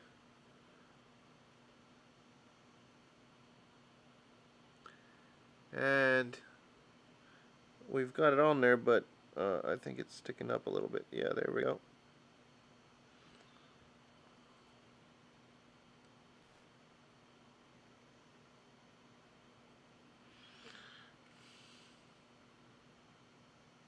There we go. And you can see how the surface tension of the tiny amount of tinning on the iron just pulled itself down onto the pad. Now, it does not behave that way in the through-hole scenarios because the sizes are much larger. But here, the sizes are small enough that we got capillary action, and it will work for us so long as the solder has not sat on the end of the iron and oxidized too much. Because if it's oxidized too much, then even small amounts are not going to do us any favors. That's only for the folks who were here for this morning's stream, or who watched it before. There we go, look at that. Let's do another one. And I'm going to do a last call for questions, because it's 4:15. I've been doing this for over 2 hours. Let's see here.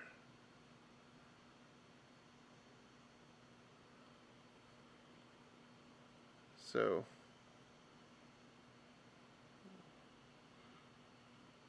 I would like to go take care of some other stuff.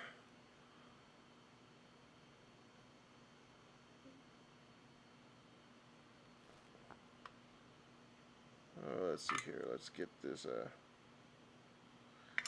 this little bitty fella in his new little home. Yeah, nice and flat there. It was sticking up a little bit because why not? There we go. If you have too much tinning on your iron while you're doing this really small surface mount stuff, it will stick to the iron. It will suck it right into the ball of solder on the iron. I've only had that happen to me once, and that was an 01005 component. But I've seen it happen for larger components for other people. So definitely keep that in mind. There's still a Goldilocks amount. And then even with stuff like this, I would still come back and hit it with a hot air station. Which, why not? Let's turn mine on, and I'll show you what that does and why it might be advantageous. So the hot air station, switch cameras here. Bum, bum, bum. Get the mouse over there. There we go. Hot air station has this wand. It's pumping hot air through this hose, which is coming out here, which I'm not going to get too close to because it is indeed hot air, although it's not set to the correct temperature because we had a power outage. So let me set that to the right temperature. I like to keep mine at 330 Celsius.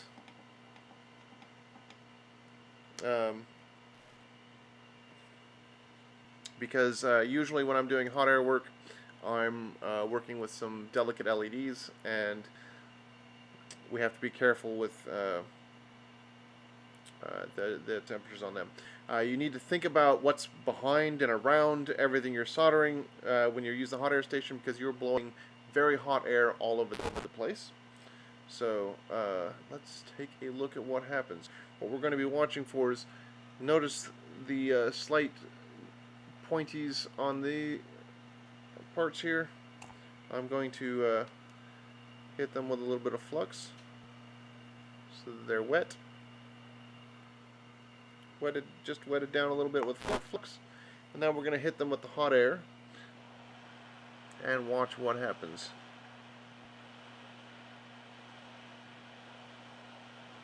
And you can see how that surface tension changed as it went to liquid, and it pulled itself all in nice and pretty like.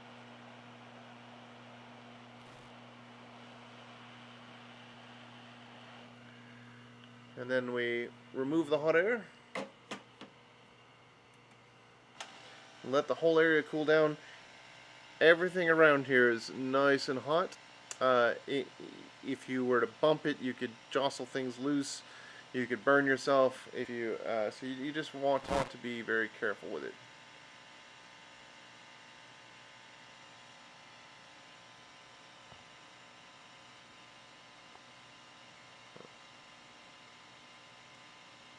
What's in focus? There we go. Well, let's go back to this view.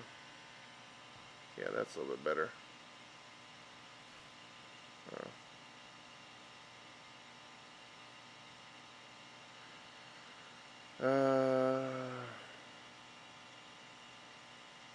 There we go.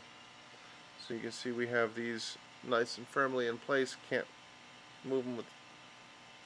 These are nice and firmly in place, and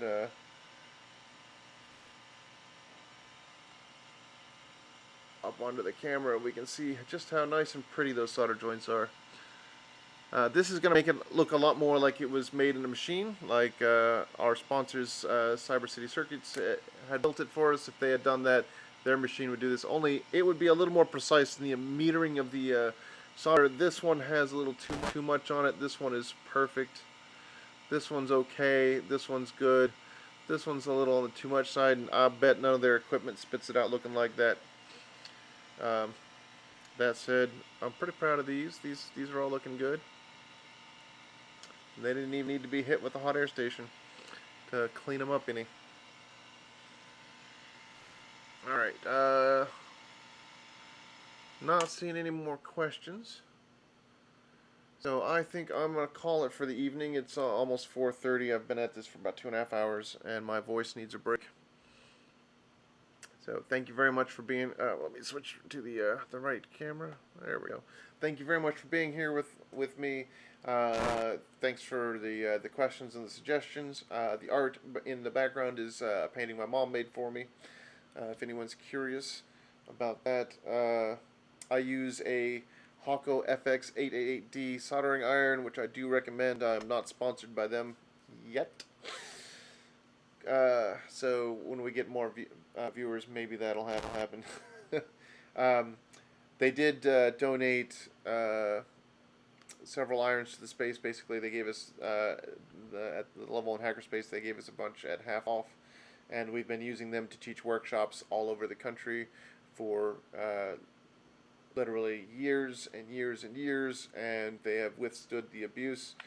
I liked it so much that I bought one myself. It's my personal iron. I have a couple of other soldering irons. This is still the one I go to whenever I have to do stuff like this. I want to thank our sponsor, CircleCityCon.